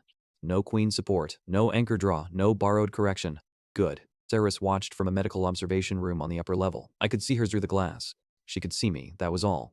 The chamber removed every comfort cue from the relay. No Cirrus platform, no shared resonance display, no partner metric I could subconsciously chase, only my own circulation mapped against the output load. The first version of me would have called that isolation. Now it felt like honesty. If the power failed, the failure belonged to my control. If it stabilized, so did the proof. Mahara started the test. The first pulse entered my right arm. Dead stop, clean. Second, split limb, clean. Third, 3-beat, release, stop, reset. The cycle held. Mahara raised the chamber load without warning. The old instinct appeared immediately. Reach for the queen. There was no queen, only the cold mark and the memory of how easy stabilization used to feel. That was the real retest. Not whether I could survive one pulse, whether my body had learned to expect another person to finish my control for me. Then the chamber reached the same sustained load where Cirrus normally softened the edge of my resonance. Nothing arrived. My internal force folded inward. The bracers flashed red. I corrected. Worse. The more I tried to replace Cyrus's missing stabilization with extra output, the more the loop collapsed into itself. Mara's voice came through the chamber. Problem? External anchor is gone. That is a condition. I hated that she was right. I lowered output. The red warning weakened. Again, lower. The power inside me stopped fighting for somewhere outside my body to go. That was the pattern. Every technique I had built assumed force traveled outward. Strike, redirect, bleed, share. Even 3-beat ended by resetting for the next release. I had never learned to shut the loop inside myself. The next pulse hit. I did not send the force outward. I routed it through both arms. Across the chest, down the spine, into the legs, then back toward the center instead of the floor. The first loop collapsed halfway and burned through my ribs. I lowered the output, tried again. The second loop lasted longer. No applause, no serious correction, just my own force returning to a place I could hold. Pain tightened around my ribs. For 1 second, the power had nowhere to go. Then it settled. A black gold ring formed beneath my heartbeat. External anchor was none. Internal loop was forming. Another pulse. I repeated it. The ring held. Another. The bracers cooled. Self-anchor core was acquired. The chamber changed.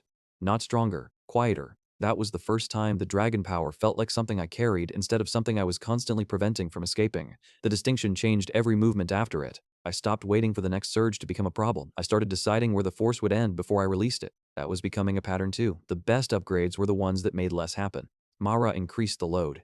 I kept self-anchor primary. Dead stop for impact. Split limb for distribution. Dragon lung for circulation. 3-beat for timing. No Cirrus. No external correction. Mara kept the retest running after the first stable internal loop.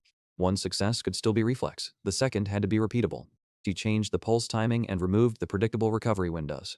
Self-anchor held again. Then a third time. By the end, the system was no longer celebrating a discovery. It was recording a method. That was the difference between unlocking something and earning the right to depend on it. The final cycle lasted longer than the bond relay. The chamber added the same rotating pressure that once required Cyrus to smooth my corrections. This time, the internal loop absorbed each mistake before it became someone else's problem. My body shook. The result was not elegant, it was mime. I finished it. My hands were shaking by then, but the internal loop remained stable. Mara made me release the output completely before the board judged the run. Stopping the test cleanly was part of the test. No last surge, no victory pose. The power returned to baseline without touching the cold external mark. Only then did the system calculate the result. The board stayed dark for several seconds. The observers did not move. Through the upper glass, Cyrus had one hand against the rail. She had watched me fail with her. Now she was watching me succeed without her. That was not forgiveness. It was evidence that forgiveness might become possible later. Then gold text appeared. Zero hunk or retest was pass. For a moment, the chamber stayed physically still while the meaning moved through the observers. The test had removed the queen, the comfort tool, and the excuse. What remained was mime. The observers started reacting. Mara raised one hand. Read the condition. The examiner did. The display showed highest verified Dragon Force control by a human with zero external stabilization.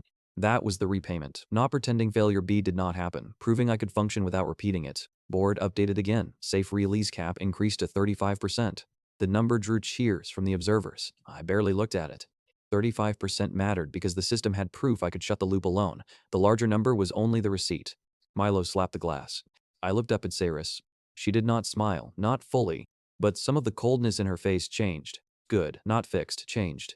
I walked out of the chamber. Mara handed me the result slate. The sync loco out remains. I expected it to. Ceres came down from the medical level. She stopped several steps away. You did not ask them to remove it? No. You could argue the test proves safety. It proves I can stand without you. Her eyes stayed on mine. That is different, yes. For a moment I thought she might come nearer. She did not. I was glad. If one good test repaired everything, then the failure would mean nothing. Mara turned the main qualification board on. The old vague path disappeared. 4 names replaced it. The display showed Frontier Hunt. The display showed Fortress Defense. The display showed Royal Registration. The display showed Crown Right Final. Milo looked up. That is all? Mara stared at him. He corrected himself. That is terrible. Better. I checked the list. The clock had changed. No more abstract question of whether I would somehow become ready. Each remaining gate had a name. Each could shut, each could be failed. The first one, Frontier Hunt, required a field license before I could even reach its territory. Real territory, real enemies, no academy walls. And somewhere outside the capital, Lugan was still connected to a pressure source we had only started to identify. Mara tapped the first gate. Tomorrow, you get the license. That meant leaving academy protection. Milo stopped smiling. Ceres looked toward the east windows. I understood. The next stage would finally put us somewhere Lucan could reach physically. I looked at the board again. The old clock finally had names: Frontier Hunt, Fortress Defense, Royal Registration, then the Crown Right. The Academy gave me freedom with 3 signatures attached. Mara, the Academy Board, the Crown Safety Office. Nobody could later claim the result came from royal favoritism. The display showed Independent Field License, Travel Authority, Independent Mission Access, permission to carry restricted control equipment beyond Academy wards. No protection. That last part mattered most. Ceres remained behind the active sync loco out. I had earned field access without earning her mechanical support back. Different resources. King Orin tried to replace the missing protection before I left. He brought crown stabilizers, vessel medicine, a royal carriage, and legal coverage. All useful, all tied to one seal. The proposed status was royal partnership custody, temporary crown authority to relocate Ceres during emergencies. My father called it safety. Ceres called it safer by being less free. The distinction ended the discussion. I rejected the package. No long argument. Remove the custody authority and I would take the help. He would not. So Milo and I left without the carriage. Ceres walked with us to the academy boundary. She could not join the field mission while the Sync Loco Watt remained active. No dramatic reunion, no reopened mark, only one request. Come back. I planned to. The license changed how checkpoints treated us. At the city gate, the guard did not ask for a royal escort. He scanned the black-silver badge, saw the independent authorization, and opened the road. That small action was another status payoff, freedom becoming ordinary procedure. Outside the walls, the infrastructure grew thinner, signal poles farther apart, fewer patrols, long stretches where nobody would witness an ambush except the people involved. Milo's logging stopped feeling paranoid after the first hour. 2 poles showed recent resonance scoring near their bases. Someone had attached temporary hardware and removed it. No proof of who. Enough reason to keep looking. We marked both sites without stopping. The priority remained the frontier route. By the time the ravine came into view, the story had already shifted from institutional pressure to physical exposure. The academy could restrict a room. A roadside attacker could kill the person carrying the evidence. Different rung, different answer. The East Road felt different without palace guards, academy wards, or queen pressure nearby, just repaired bracers and the technical student who had chosen to come anyway. Milo logged every signal pole along the route. If Lucan's forced bond was being used as a command path, infrastructure might show us where that path touched the kingdom. The terrain made the field license consequence physical. The nearest academy response team was far enough away that even a perfect distress call would arrive after the fight. No instructor could stop the exercise. No judge could pause the rules. Milo and I had the tools we carried and whatever decisions we made before the attackers shut the distance. That was why the badge mattered more outside the city than it had on Mara's desk. Freedom meant nobody else owned the emergency either. The first relay bridge crossed a dry ravine with nowhere useful to hide. Milo had just marked the 4th pole when every bird in the scrub lifted at once. The formation confirmed planning. 2 riders targeted the exits. 1 controlled the wyverns. 1 carried the command core. The last stayed far enough back to observe, not random hired blades. A team built around the same infrastructure Milo had been mapping. That meant the hidden pressure had moved from using Lucan's bond opportunistically to protecting the route deliberately. 5 riders emerged from the trees in a spread designed to trap both ends of the bridge. No house colors. 1 carried a black command device. It pulsed. My wrist went cold. Same foreign rhythm. 2 bonded wyverns overhead turned at exactly the same instant. The riders attacked Milo first. That answered whether this was robbery. He carried the evidence. I intercepted the first blade without breaking the rider's wrist. A second pulse turned both wyverns toward Milo. 35% opened through self-anchor.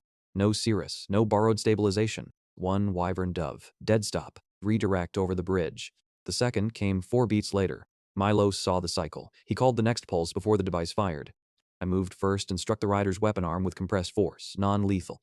The device fell. The remaining attackers broke. I let 2 escape because Milo had already tagged one saddle with a weak resonance tracer. The third rider never reached his horse. A conductor cable across the road stopped him alive. Living evidence. Milo wrapped the captured device in conductor cloth and logged the bridge location before it could pulse again. Evidence first, chasing second. The demon resonance sample inside his pack answered the device. Same rhythm, same route. Milo looked east. The frontier hunt target was a corrupted dragon the Crown had already authorized to kill. If the same command signature was inside that dragon, killing it would erase the cleanest evidence we had. Frontier hunt would start with or without the protection I'd just rejected. Captain Jorah already had a legitimate kill order when we reached the frontier settlement. The corrupted dragon had broken 2 patrol lines and burned livestock yards. I did not ask her to ignore that. Milo placed the captured command device beside the demon resonance sample. I placed the living attacker's statement beside both. No look-in signature, no demon confession, only a measurable pulse. Jorah's problem was simple. If she waited for our theory and someone died, that death belonged to her. So I offered to make the decision my. Watch one attack pattern before killing the dragon. The alarm sounded before she answered. Her squad moved while the planning table was still open. Civilians went behind stone barricades. The corrupted dragon hit the ravine wall outside the settlement. Gray scales, blood-red lines around the neck, eyes wide with panic. She slammed a watchtower, then stopped as if waiting for permission to continue. Milo counted 4 beats. The captured device pulsed. The dragon attacked again. 4 beats, another pulse, another attack. The pattern changed the soldiers before it changed Jorah. Kill line crews started watching the pauses. One checked the device instead of the target, evidence becoming behavior. Milo opened the sample case. The red-black shard answered the command core. The signal match reached 96%. The dragon's eyes were not tracking prey. They snapped toward empty air immediately before each pulse. Jorah changed the question. If we killed her now, we destroyed the receiver. Could we restrain her alive? That became an engineering problem. The engineering work changed the mood of the settlement. At first, soldiers passed the table on the way to sharpen weapons. By the second failed calibration, they were stopping to watch. The first prototype killed the entire resonance field inside the cage. Safe for the command, bad for the dragon, rejected. The second allowed too much of the foreign pulse through. The recorder showed enough signal strength to force a muscle response, rejected. Those failures mattered because Jorah's people saw us discard solutions that would have made the capture alive plan look easier on paper. We were not trying to prove ourselves right. We were trying to produce a tool they could survive. Milo rewound the conductor mesh, changed the sample angle, and reduced the rejection field until only the foreign frequency disappeared. That third calibration was slower than a magical revelation, much more convincing. When the cage finally showed local resonance untouched, the soldiers closest to the table looked at the stacked killing heads. The plan had earned the right to alter behavior. Milo moved the planning table outside so the whole squad could see what they were betting their lives on. Killing spears at one end, restraint anchors at the other. Nobody switched yet. He used 3 already planted components. Conductor mesh for my bracers, a fragment of demon sample, the captured pulse core. The goal was not to suppress the dragon, only the foreign command frequency. 3 calibration attempts. First blocked too much, second leaked, third isolated the signal. The device was not elegant enough for confidence. Its outer ring shook whenever the foreign frequency rose. Milo added a manual cutoff so Jorah's squad could kill the ward rather than let a bad calibration suppress the dragon's own resonance. That gave the soldiers a failure option. A tool was safer when people knew how to stop using it. Untekumand word was prototype. The cage test fired. White light killed the foreign pulse while local resonance remained active. Command signature was rejected. Local resonance was unaffected. Jorah ordered the result copied to every squad slate. If Milo went down, the method had to survive him. If I went down, the mission still had to know what signal to reject. Then she changed the mission. Capture alive. The soldiers made the choice visible. Barbed killing heads came off. Restraint anchors went on. One veteran hesitated, checked the verified ward result, and changed his weapon too. That was the real authority reversal. Not a speech. Behavior. Before the squad moved, Jorah reassigned 2 archers from damage duty to cable coverage. Another pair carried medical restraint rather than killing spears. The mission map changed color as each role changed. The whole unit was reorganizing around a method that did not exist that morning. That gave the upcoming proof institutional weight without adding another hearing. If the plan failed, real soldiers would have changed their behavior for nothing. The settlement gate opened. The corrupted dragon was already moving toward civilians. The capture alive model was wrong. The corrupted dragon was stronger than the numbers said.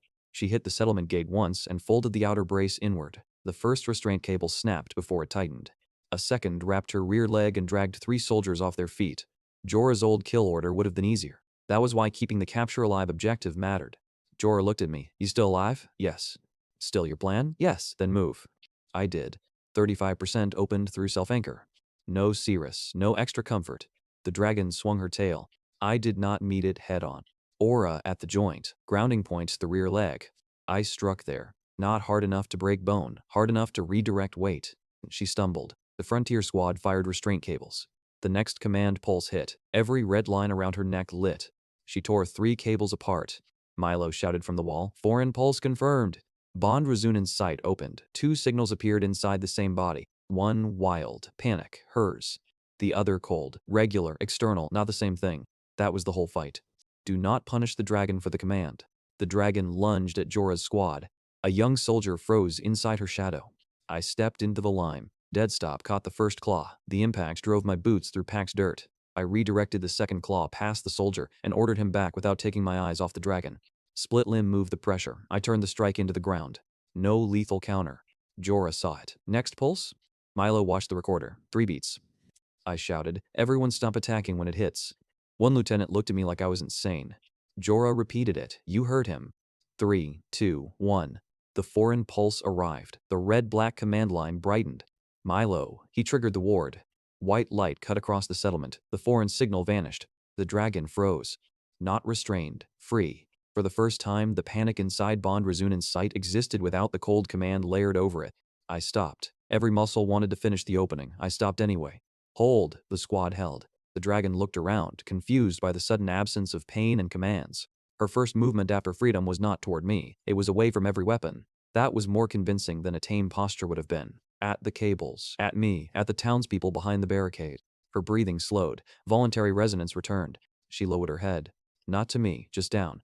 The posture of an exhausted animal finally allowed to choose where to look. Jorah lowered her weapon. Then she ordered the rest of the squad to lower theirs. Nobody argued. The settlement saw it happen. A patrolman who had spent the morning sharpening a killing spear lowered it first. Then another soldier did the same. The same dragon they had been preparing to kill took one step backward instead of attacking. Then another. A woman behind the barricade pulled her child nearer but did not run. That mattered. Fear had not banished. The target had changed from monster to victim in front of them. The board on Jorah's field slate updated. The mission board held the recorded image of the recovered dragon beside the old kill authorization. 2 outcomes for the same target. Only one preserved the evidence and the life. That comparison would travel with the Frontier record long after our improvised ward was gone. Frontier Hunt was capture alive success. The field medics did not rush the dragon. They waited for her to choose a resting position, then approached from the side with no chains in their hands. Even the treatment protocol changed once the command was proven external.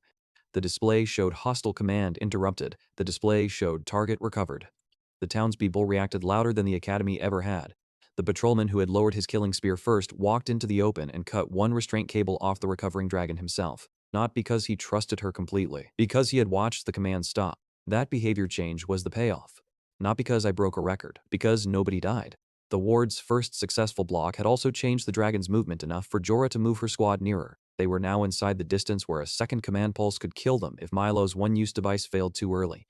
The repayment for taking the capture-alive risk was not abstract. Everyone had physically stepped nearer to the recovered dragon because the evidence told them the foreign signal, not the animal, was the main threat. Milo's recorder screamed, "Second pulse."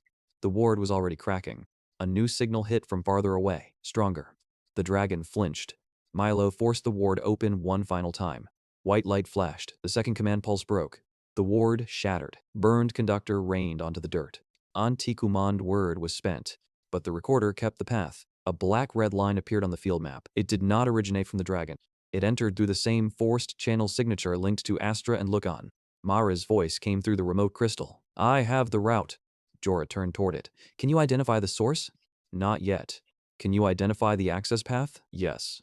The map highlighted the blood bond channel. Forced bond route was external command access confirmed. That was enough. Not a demon name, not a final answer, proof. Loken's theft had not only hurt Astra, it had opened a door. The forced bond was no longer just a family crime or political fraud. It was infrastructure for something outside the kingdom. That raised the stakes without answering the mystery. I looked at the freed dragon. She stayed near the ravine instead of fleeing. One of the townspeople asked, "Is she yours now?" "No." The answer came quickly. "She is herself." Jorah looked at me, then at the dragon. Frontier Hunt passed. Jorah added one more line to the mission record before shutting it. The recovered target remained free, with no ownership transfer. That wording came from her, not me. The choice principle was spreading into other people's procedures. Small proof that the story's theme had become operational practice instead of only something Saris and I believed. The next gate lit on my field license. The restored dragon did not follow me when I left. She chose the ravine. That was exactly the ending I wanted for the hunt. No new pet, no instant loyalty reward. Only a living witness that the foreign command had been real. The first defense was available. Milo held the burned remains of the ward. We need another one. No time, Mara said through the crystal. Of course not. The ward was gone, and Fortress defense would not pause for us to build another.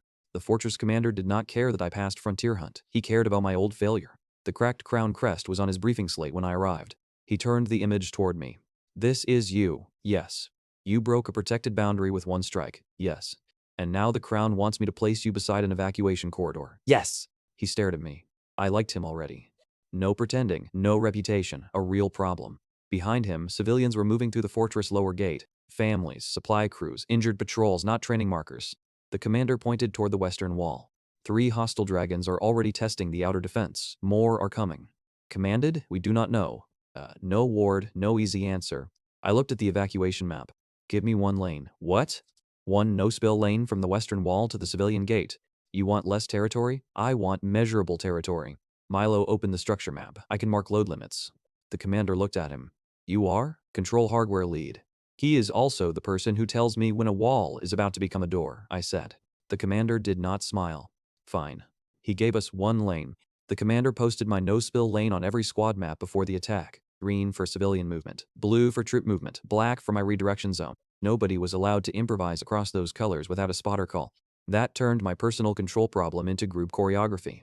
If I lost track of the fortress, Milo's map could correct me. If Milo missed a structural change, the commander's observers could correct him. The method was becoming larger than the person with the dragon power. That was what crown-scale control should look like. The first dragon hit it 5 minutes later. The commander kept 1 hand on the evacuation map instead of my status board. That was the correct priority. 35% was enough. Dead stop, split limb, redirect. The dragon skidded into an empty defense lane. Soldiers who had been ordered to stay clear immediately moved into the space I created. The method was already becoming part of the fortress plan. The dragon went sideways instead of through the gate. Clean. The soldiers reacted. Then the second came. Then the third. 35% could stop 1. It could not stop a wave without spreading pressure everywhere. I caught another strike. The force filled both arms. Milo shouted from the tower, left support at limit. I redirected right. Another dragon entered. No space. If I released more normally, the aura would widen into the civilian route. The problem was not power, it was volume. I had too much force occupying too much space. I compressed it, not lower, narrower. The dragon strength folded around my arm until the glow became a tight black gold edge instead of a wide pressure field. My skin burned, the floor did not. A new line appeared. Aura compression was acquired. Output density was increased. The next strike landed. I met it with compressed force, no outward wave. Milo checked the sensors. Spill under 2%. The fortress commander looked at the board. Can you hold that? No idea. Excellent. I almost laughed. Mara would have liked him. The system updated after the next clean exchange. Safe release cap increased to 50%. Heat exploded through my arms. 50% was not comfort. It was permission with a price. The next wave came from 3 directions. The fortress warning bells shifted from defense rhythm to evacuation rhythm. That meant civilians were still moving below us. Every wide release now carried a phase behind it. Milo called geometry from the tower. Center is clear. I shifted. Right support cannot take another impact. I moved left. Civilian line crossing behind you. I lowered output. That was the part I could not have done early in the story. Power was not the answer to every call. Sometimes the answer was less. The commander started routing soldiers around my lane, not protecting them from me, using me as part of the defense. That change spread quickly. Medics timed crossings to my compressed release windows. Archers stopped firing into the lanes I was redirecting. The fortress began treating control like infrastructure instead of a strange personal skill. Using me as part of the defense. Third squad. Move when vaccine compresses. Archers hold until he redirects. The old public argument, unsafe, was being rewritten in real time, not by a speech, by people trusting my timing with civilians behind me. By then, my arms had been holding compressed output long enough that the heat warnings stopped feeling exceptional. That was dangerous. Pain becoming familiar could make it easy to ignore. Milo called the temperature aloud even when I could already see it. External confirmation kept the limit real. The commander did the same with the evacuation count. Control at this scale depended on people repeating the facts that power made easy to overlook. The final wave hit as the last evacuation group reached the inner gate. 5 dragons. The commander had already spent his reserve squad. Milo's structural map showed 2 red supports and 1 yellow. Nobody had a clean answer left, too many to stop cleanly one by one. I looked at Milo. Structure? He read the map. Central buttress can take one redirected impact. 1. Commander? He understood. Use it. First dragon, compressed strike, redirect left. Second, dead stop. Third, split through both arms. Heat warning. Fourth, I sent the entire force into the central buttress. The stone shook, held. Fifth dragon broke past me, straight toward the evacuation gate. A child fell behind the last cart. Everything inside me wanted full release. Wrong. 50%. Compressed. One line. I crossed the lane and hit the dragon at the shoulder joint. Not the head, not the heart, not the heart.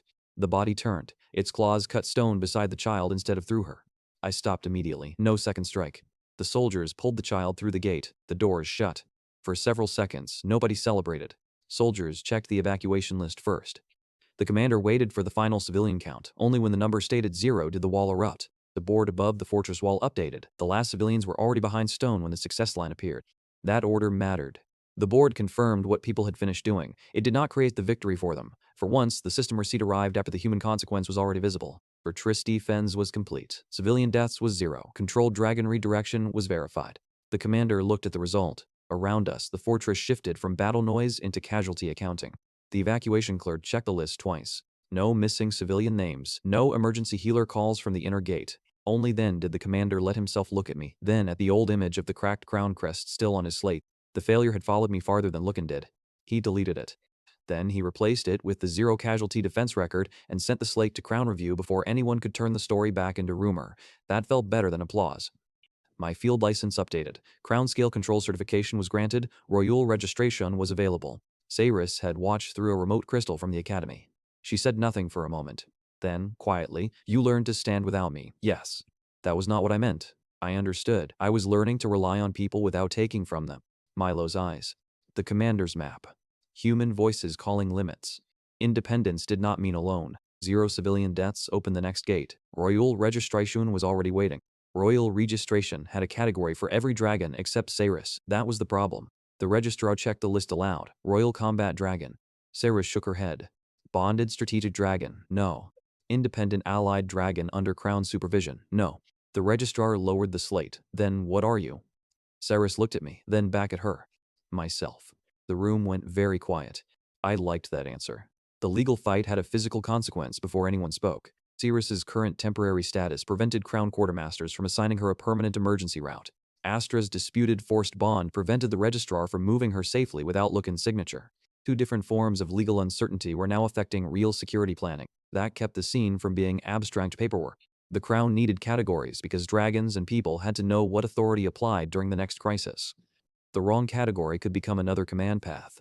The registration hall was full. Crown officials, Academy observers, House Olrel representatives, fortress officers who had witnessed the 0 casualty defense, Mara and Mila, Astra and Lucan.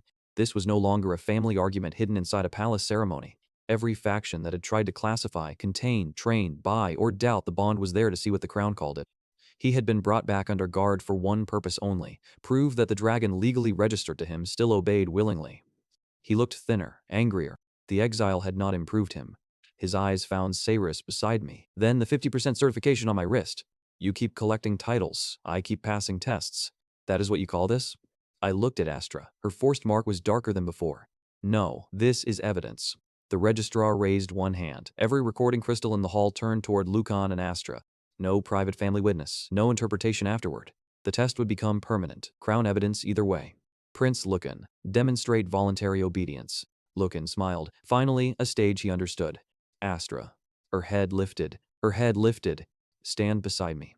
The mark pulsed. She moved, slowly. The registrar watched. Again, a command involving choice. Lucan's jaw tightened. He pointed at me. Show hostility toward Kale.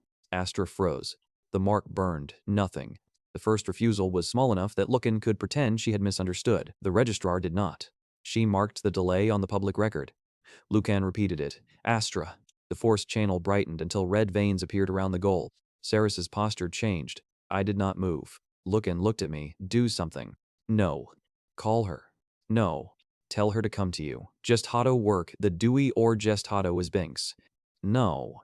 He laughed. You are afraid she will refuse. Maybe. That answer confused him. I looked at the recorder. Logged the command. The registrar did. The display showed hostility order issued. Voluntary response was none. Lucan's face changed. He forced the mark harder. Astra's wings opened. For 1 second, I thought the compulsion would win. Then she turned, not toward me, toward Cyrus. Astra lowered her head. The hall stopped breathing. The fortress commander, who had never met Astra before today, lowered his slate and watched Lucan instead of the dragon. Mara watched the command mark. House Aeryl's envoy stopped reading her own bond. The witness tiers were finally converging on one visible fact. Cyrus did not command her, did not touch her, did not even step forward. Astra chose the posture herself. My bond resonance sight opened. Inside the forced gold mark, another line appeared, smaller, her own. Voluntary countermark was forming. Lokan saw her lower her head. No, the word came out raw. He raised his hand. Astra, stand. She remained lowered. Stand. The forced mark flashed. Her body trembled. Her head stayed down. The registrar spoke before Lokan could command again. Enough. Crown guards stepped between them. The hall erupted. Officials were no longer debating whether the bond looked unstable. They had a recorded refusal, public, specific. Lucan stared at Astra like she had betrayed him. That was the tragedy. He still did not understand. Choice was not betrayal. House Aurel's envoy approached while the officials reviewed the record. She placed one final bond on the table. We can solve the remaining Cyrus issue today. I almost laughed. Custody again? Partnership sponsorship. Difference? House Aurel becomes guarantor. Queen Cyrus receives full strategic protection. You receive immediate right registration. Cyrus checked the document. Can I withdraw? The envoy paused. Only after review. No. I looked at the crown right access line on the document. One signature. Easy. Then no. The envoy stared at me. You would risk missing the right over withdrawal language? Yes.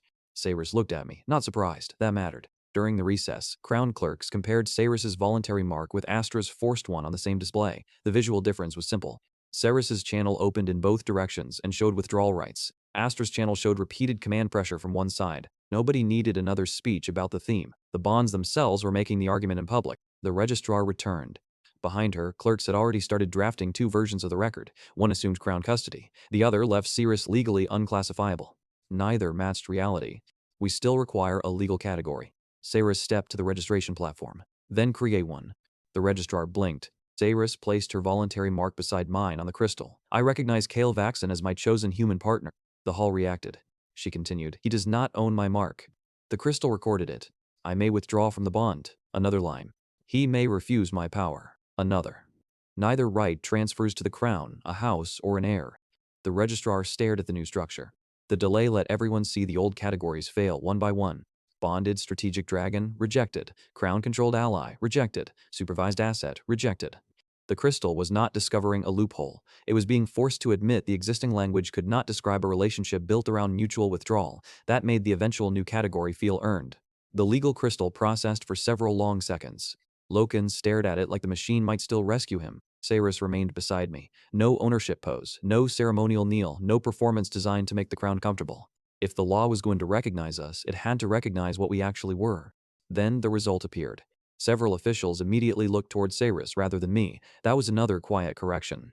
The new category was not a title I had won and attached to her. It was a status she had spoken into existence with her own conditions. The display showed voluntary royal partnership. The bond was non-transferable. Mutual withdrawal rights was protected. It was the first registration of its kind. The hall exploded into noise. The legal clerks immediately began copying the new category into blank forms because no existing form contained it. That small administrative scramble was useful visually and politically. The institution had not merely approved us, it had been forced to create language for a bond that could not be owned. House Aurel's envoy stopped talking. The crown officials started copying the precedent. Cyrus looked at me. The sync lockout between us remained cold. Legal recognition was not forgiveness. Good. One thing at a time. The registrar updated my qualification chain. Royal registration passed. The registrar sealed a copy for the academy, one for the crown and one for Cyrus herself. That last copy mattered. The partnership record belonged to both participants, not only the human institution describing it. Crown right final was access confirmed, almost there. Loken stood under guard across the hall. Astra still would not look at him. The forced mark remained. But now everyone had seen something growing underneath it that belonged only to her. The crown had recognized our bond. Now the right would test whether it deserved the field. I prepared for the crown right, as if Cyrus would never give the link back. That was the only fair way to do it. Milo checked the repaired bracers one last time. Mara checked my breathing. I checked the cold mark on my wrist. Still there, still shut. Cyrus watched from the far side of the terrace. You are really going in without asking. Yes, that is irritating. I looked at her. You want me to ask? No, then I am doing well. The corner of her mouth moved. That was the closest thing to our old rhythm since the bond relay. Mara finished tightening the sensor band around my arm. Final partner drill. I looked at her. With the sync loco watt, yes. Saris stepped into the circle. She did not open the link. She only released pressure, queen pressure. Enough to make every dragon in the nearby training courts turn their heads. The test was simple. Stand beside the easiest possible source of stabilization. Do not take it. Mara had the floor mark the exact point where my body had overdrawn Saris during the relay. No symbolic approximation. The same load, the same angle, the same temptation. If trust was going to return, it would return at the place it broke. The final trust drill drew a smaller audience than the qualifier. Mara kept it that way deliberately. This was not public vindication. It was a relationship test with instruments attached. Only Milo, Mara, and 2 neutral examiners watched the metrics. No faction could turn Saris's decision into a performance. No crowd could pressure her toward forgiveness. That protected the meaning of whatever happened next. Mara started the emitters. First pulse, dead stop. Second, split limb. Third, self-anchor. Saris stayed near enough that I could feel exactly where the old connection would have opened. My body remembered. That was the dangerous part. At the same load that broke me during the bond relay, the instinct came back. Reach, borrow, use the anchor. I locked self-anchor harder instead. The internal loop held. Saris's pressure moved around me, not into me. The board remained clean. External dragon draw was 0. Mara increased the load. My breathing tightened. Dragon lung, reset. Ara compression narrowed the release. Still no draw. Saris stepped nearer. The voluntary mark under my skin warmed even though the sync locowatt remained active. One step, then another. She stopped directly in front of me. Still nothing? Still nothing. You could make this easier, I know. Do you want to? Yes. That answer surprised her. I continued. I just do not want it enough to take it. The pressure around her changed. Not stronger, softer. The last stage of the trust drill added no new power condition. It added choice. Saris was allowed to end the test at any moment without explanation. The examiners would record the stop as her decision, not my failure. That clause mattered more to me than the score. The test could only repair trust if she remained free to refuse the repair. She stayed. The final emitter fired. The load exceeded the old failure point by a narrow margin. My body reached for the external anchor once. I felt it happen. Then self-anchor closed first. That order mattered more than the final number. I stopped it cleanly. Board turned gold. Mara left the 0 draw graph beside the reopened voluntary mark instead of replacing one with the other. The 2 results needed to exist together. I could stand without Saris. Saris still chose to stand with me. That was the completed relationship proof. Independent stability was confirmed. External draw was 0. Mara ended the drill. That is enough. Saris did not move away. Neither did I. Milo looked at Mara. Should we leave? Yes, Mara said. Immediately? Yes. He left too quickly. I heard him laughing down the stairs. Saris looked at my wrist. The attraction never disappeared. I stayed quiet. She continued. The anger did not erase it. I know. The problem was trust. I know. I know. Her eyes narrowed. You say that too much. I had a good teacher. That got a real smile. Then she reached for my hand, not the other way around. Her fingers closed over the cold mark. I believe you now. The mark warmed. Not like the old automatic stabilization. Gentler, limited, chosen. The first pulse through the reopened link carried no extra force at all. Only confirmation that the path existed again. Saris could have made the moment dramatic. She did not. That restraint was part of why it worked. We had both learned that intimacy was not measured by how much power crossed the connection. Only confirmation that the path existed again. That was the romantic payoff. Not a girlfriend buff. A door reopened by the person who had every right to keep it shut. Bond state was voluntary. Synchronization was limited. Self-anchor was primary. Saris watched the lines reflect in my eyes. You are not allowed to make me regret that. I already tried that once. Bad joke. Fair. The link remained light. No power rush. No instant increase. That was exactly right. The reward was not more strength. It was that she had chosen closeness again after learning what it could cost. We returned to the crown staging room together. Nothing about the repaired relationship became louder. Saris did not cling to my arm. I did not announce that the queen had forgiven me. She simply walked beside me again. The same visual that had humiliated Lookhand during my return now meant something different.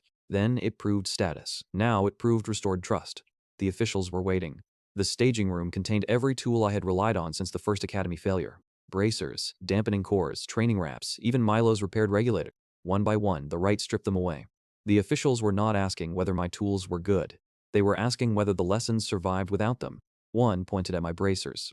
Remove them. I did. Dampening cores. I handed them over. External dragon stabilization is prohibited during combat stages. I looked at Saris. The limited link remained ours. But the right field would block its mechanical support. She nodded. I turned the resonance bracers over to the official. Milo looked personally offended. Please bring those back. I will try. Do more than try.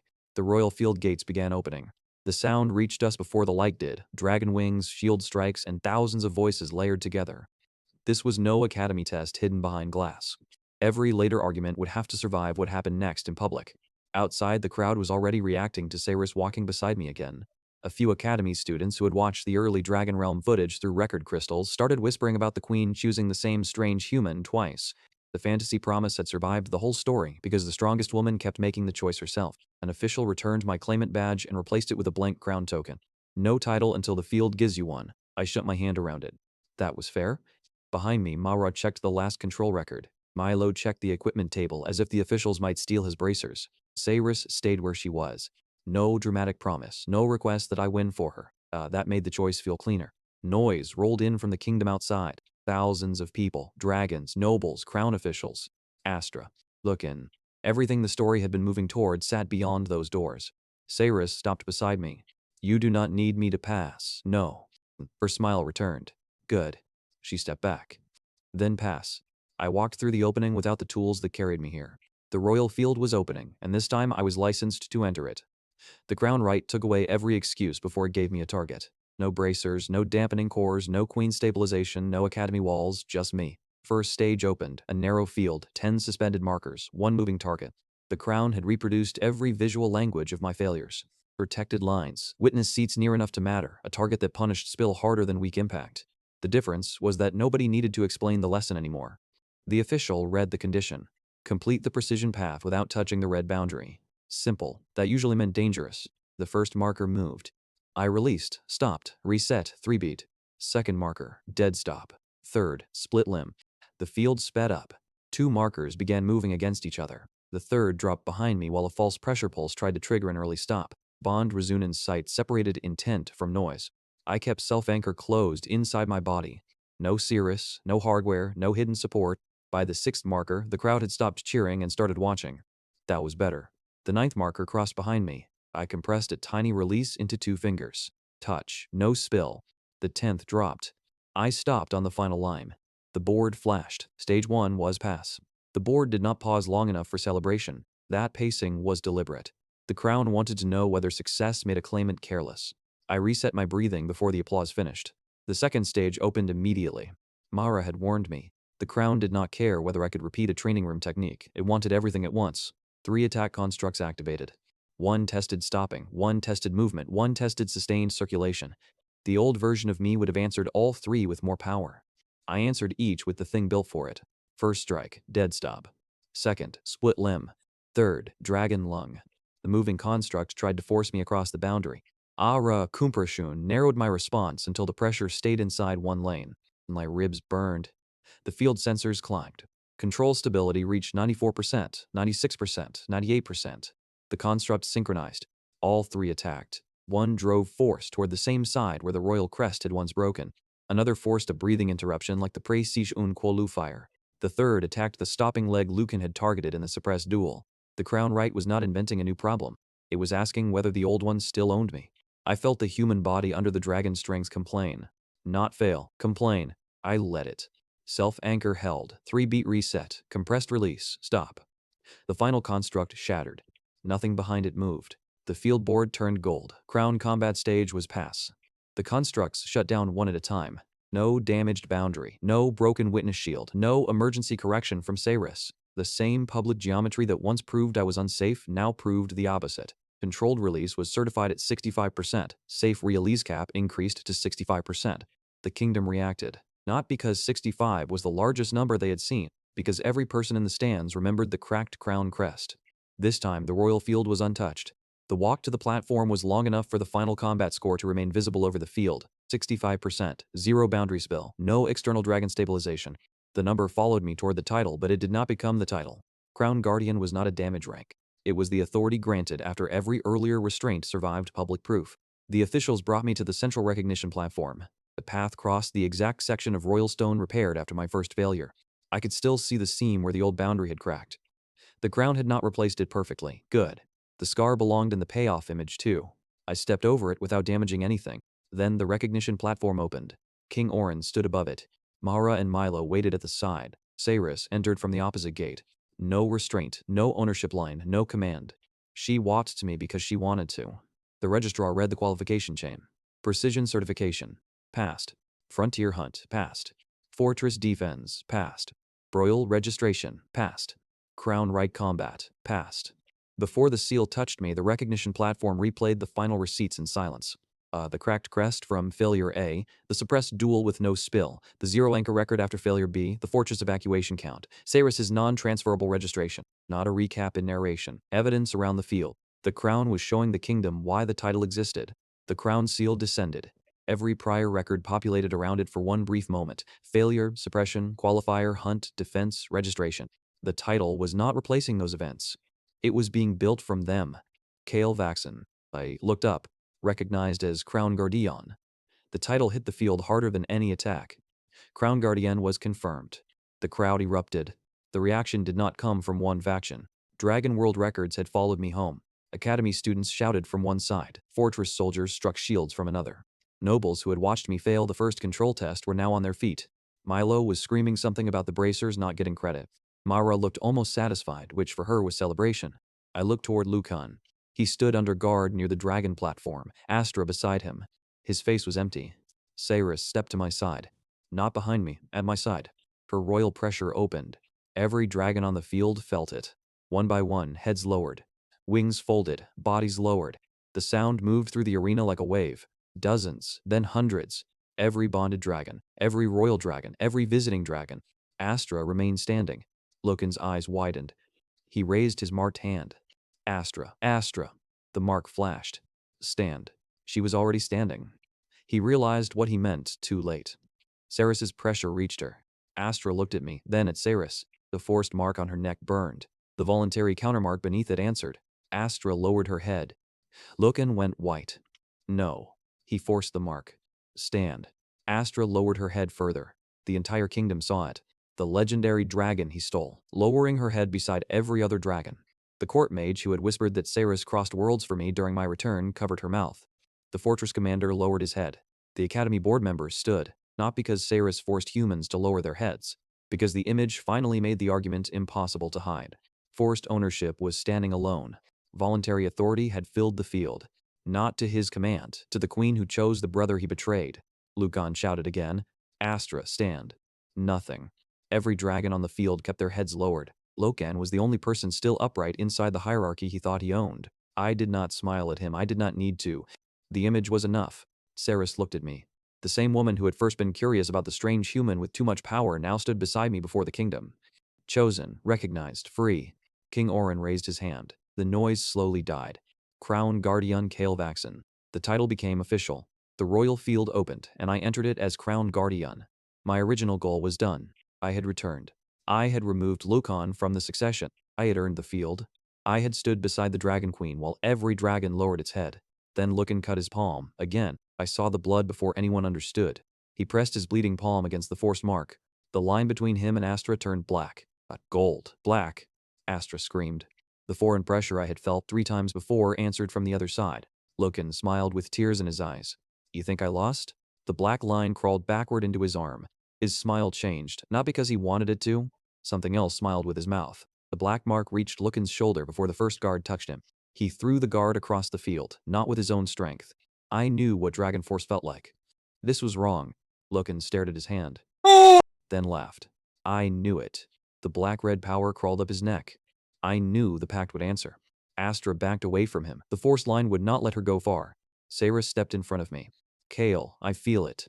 Bond Razunan's sight opened.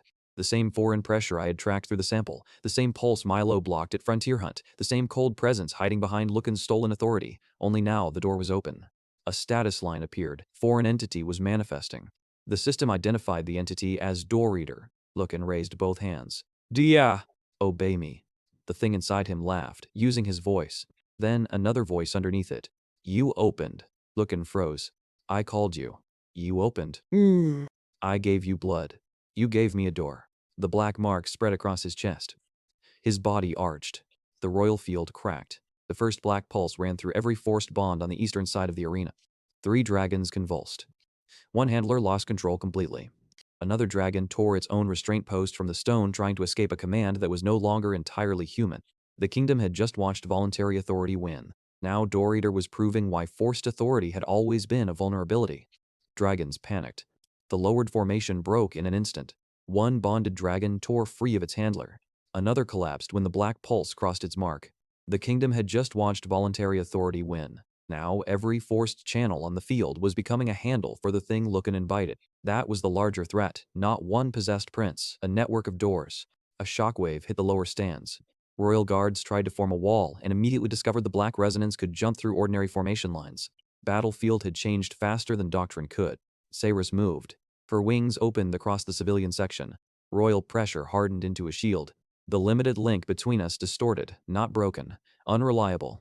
The display showed Door Eater interference. External anchor was unstable. Good. I had trained for that. I stayed low, 20%, not 65. The Crown Guardian seal on my wrist was still warm. For less than a minute, it had been a title. Now it was permission to order evacuations. I did not have time to enjoy the promotion. The west stands had a collapsed stair. The lower dragon platform was cut off by black resonance. A section of noble seating was directly under Sayrus's failing shield. The title became useful only when people started needing it. Now it was permission to order evacuations. Clear the west stairs. Royal guards moved. Dragons with unstable marks, separate from civilians. Handlers obeyed. Nobody asked Lucan whether I was allowed to command the field anymore. A falling support beam came toward the first row. Dead stop. Redirect. Another section of stone broke loose. Ra compression. Narrow release. No crowd spill. Milo. He was already running toward the right control pillars. I see it. What? The pulse network. The black lines spreading from Lucan were using the same command rhythm as the captured device. Only now the entire royal field was the conductor. Milo pulled open one of the crown sensor housings. We used the ward to reject one frequency. No ward left. I know. He ripped out a resonance wire. But the field is one giant recorder. That was why I kept him. Sayrus shouted from the stands. Left! A black tendril tore through the shield edge. I caught it with compressed force. The thing recoiled, not because I hurt it badly, because self-anchor gave it nothing easy to enter. Door Eater turned Lucan's head toward me. Chosen vessel. The phrase carried through every black line on the field. It was not speaking only to me, it was testing every bond route for another body. That made killing Lucan alone useless if the network stayed open. No, the word came out before I thought about it. Wrong, brother. Its smile widened. It attacked. Lucan's body crossed the field faster than Astra had in the claim duel. I stopped the first punch. The force nearly broke my arm. 65% available. I stayed at 30. The crowd was still behind me. Control first. The second strike came low. Split limb. Third. Dragon lung. The entity was testing my vessel. Exactly what I had trained around. Milo shouted from the control pillar, I have the pulse. He connected 3 right sensors into a loop. The field flashed. A white rejection wave moved through the black network. Door Eater jerked. For 1 second, Lucan's chest opened in the resonance display. There. A black-red knot behind the heart. Not his heart. An anchor wrapped around it. Milo pointed. Center chest. Bond resonance sight confirmed it. Demon anchor was exposed. Then the black network slammed back. The right sensors exploded. Milo hit the ground. 2 guards dragged him behind the broken pillar while he kept one hand on the recorder. He refused to let them take it. The device had survived the blast, and the anchor coordinate remained frozen on its cracked display. The rejection pulse died, but we had the location. Door Eater looked down at Lucan's own chest. For the first time, it stopped smiling. I started forward. Astra screamed. The forced bond lit between her and the anchor. I stopped. If I destroyed the demon anchor now, the same line ran directly through Astra. Milo saw it too. I know. The physical target was exposed. The strike was not. Door Eater understood why. It hooked the forced line around Astra and pulled her between me and the anchor. Lucan's own voice surfaced underneath the demon for 1 second. Not an apology. Fear. Then the second voice swallowed him again. Whatever sentence the crown eventually gave my brother, the demon was already showing him the price of trying to own power he did not understand. The strike was not. Door Eater understood the same thing. It wrapped one black hand around the forced line running to Astra. Her body jerked. Lucan's voice surfaced underneath the demon for 1 second. Help me. Then the other voice swallowed him again. I did not know whether Lucan deserved saving. That was not the immediate problem. Astra did. The anchor could not die until she was free of it. The strike was not. The title was mine, but the kingdom might not survive long enough for it to matter. The demon anchor was exposed. I still could not hit it. Astra's forced line ran straight through the black-red knot in Lucan's chest. If I broke the anchor at full power, I could break her with it. Door-Eater knew that. It pulled the line tighter. Astra dropped to one knee. Lucan's body smiled. Strike. I did not. Your dragon dies. She is not my dragon. The smile faltered. That sentence still confused everything built on ownership. Bond Razunan's sight opened wider. Forced gold, black demon pressure, and underneath both, Astra's countermark. I traced the geometry. Locken's blood mark was the outer ring. Door-Eater occupied the center. Astra's willing resonance was trapped between them. If I attacked the outer ring, the demon remained. If I attacked the center, the force traveled through Astra first. There was no clever strike that solved her choice for her. That was important. For the first time since the summoning ceremony, Astra had every important witness in one place. The king, the court, the academy, the fortress, the queen, Lucan. Nobody could later rewrite what she chose. My power could create an opening, it could not create consent. Astra's countermark. Small, voluntary, hers. Every hesitation. Every delayed command. Every time she looked at me instead of Lucan. Every time she lowered her head when he ordered her to stand. The mark had been growing. I could not finish it for her, but I could give it room. I lowered my hands. Milo shouted from the broken pillar. What are you doing? Waiting. For what? For her. Astra heard me. So did the kingdom.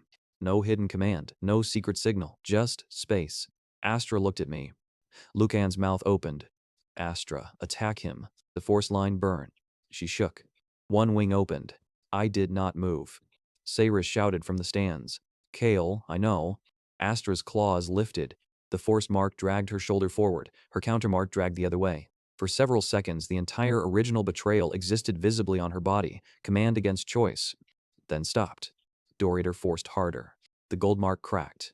Astra looked at Lucan, not me, him.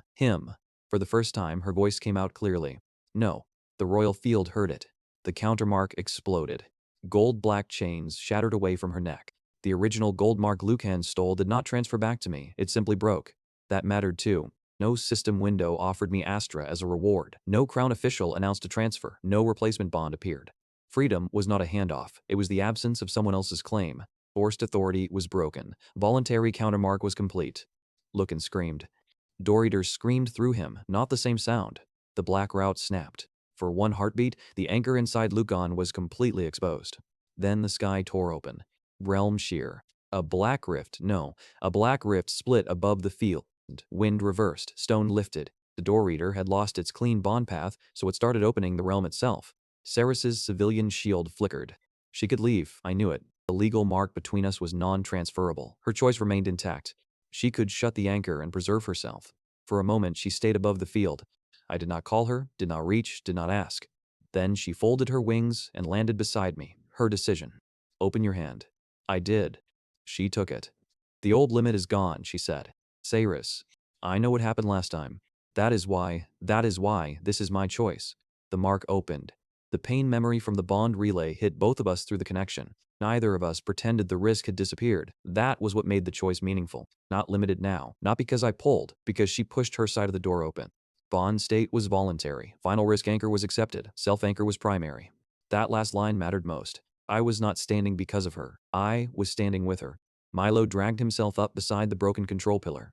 Anchor window. How long? One exchange if the field holds. Astra moved to the other side of Lucan. Free now, not mine. Still here. She looked at me, then at the demon anchor. 3 allies, 3 choices, no ownership. Milo controlled the field timing because he understood the infrastructure. Astra controlled the broken bond edge because it had been inside her. Cyrus controlled the voluntary anchor because it was hers to open. Mara's training controlled how I carried the release. The headmistress's first lesson still controlled whether I remembered to stop. Every earlier part of the story had become physical battlefield responsibility. My job was only the strike. For once, every person held the part that actually belonged to them. Door-Eater expanded Lucan's body with black armor and broken horns. The physical anchor buried deeper. I opened every control path I had. Dead stop, split limb, dragon lung, 3-beat, self-anchor, aura compression. The stored strength Astra left inside me answered. More than 65%, more than anything my human vessel should hold. The warning filled my vision. Sovereign Reavers Realese was available. The safe Realese cap was 100% temporary. Vessel failure risk was extreme. Ceres felt it through the voluntary anchor. One exchange, yes. You may not get a second, I know. Milo shouted. Field alignment in 3. Astra lowered her stance. Saris opened her wings. Door Eater charged. The realm shear widened behind it and began pulling broken banners, weapons, and loose stone upward. Saris's wings locked against the pressure. Astra dug her claws into the field. Milo shouted the final alignment through a damaged speaker. Every ally was physically holding something in place so my one strike could be precise. The crown right had once been the door I feared missing, now its field was the only place left to stop what Lucan opened. 100% did not feel like power. It felt like every mistake I had ever made waiting to happen at once. The aura tried to widen beyond my skin. The first control failure flashed through my memory, the broken crest, the boundary, the judges behind it. Then Saris collapsing during the bond relay. 2 failures. 2 reasons the final attack could not simply be larger. It felt like every mistake I had ever made waiting to happen at once. The stored dragon strength filled my body until my bones vibrated. The first version of me would have released all of it forward. That would have killed everyone behind the Door Eater too. So I did what the whole story had trained me to do. I made the power smaller. Ada compression folded the release inward. Split limb divided it across both arms and legs. Dragon lung kept my chest open. Self anchor held the center. 3 beat gave the impossible sequence a rhythm. Release, stop, reset. Except this time there would be no reset. Milo shouted from the broken control pillar. 2 seconds. Saris opened her wings. Royal pressure crushed the battlefield sideways, not at the Door Eater, around it. Loose stone, civilians, broken weapons, even the unstable edges of the realm shear were forced away from one narrow line. A corridor, my corridor. Astra attacked from the opposite side, free now.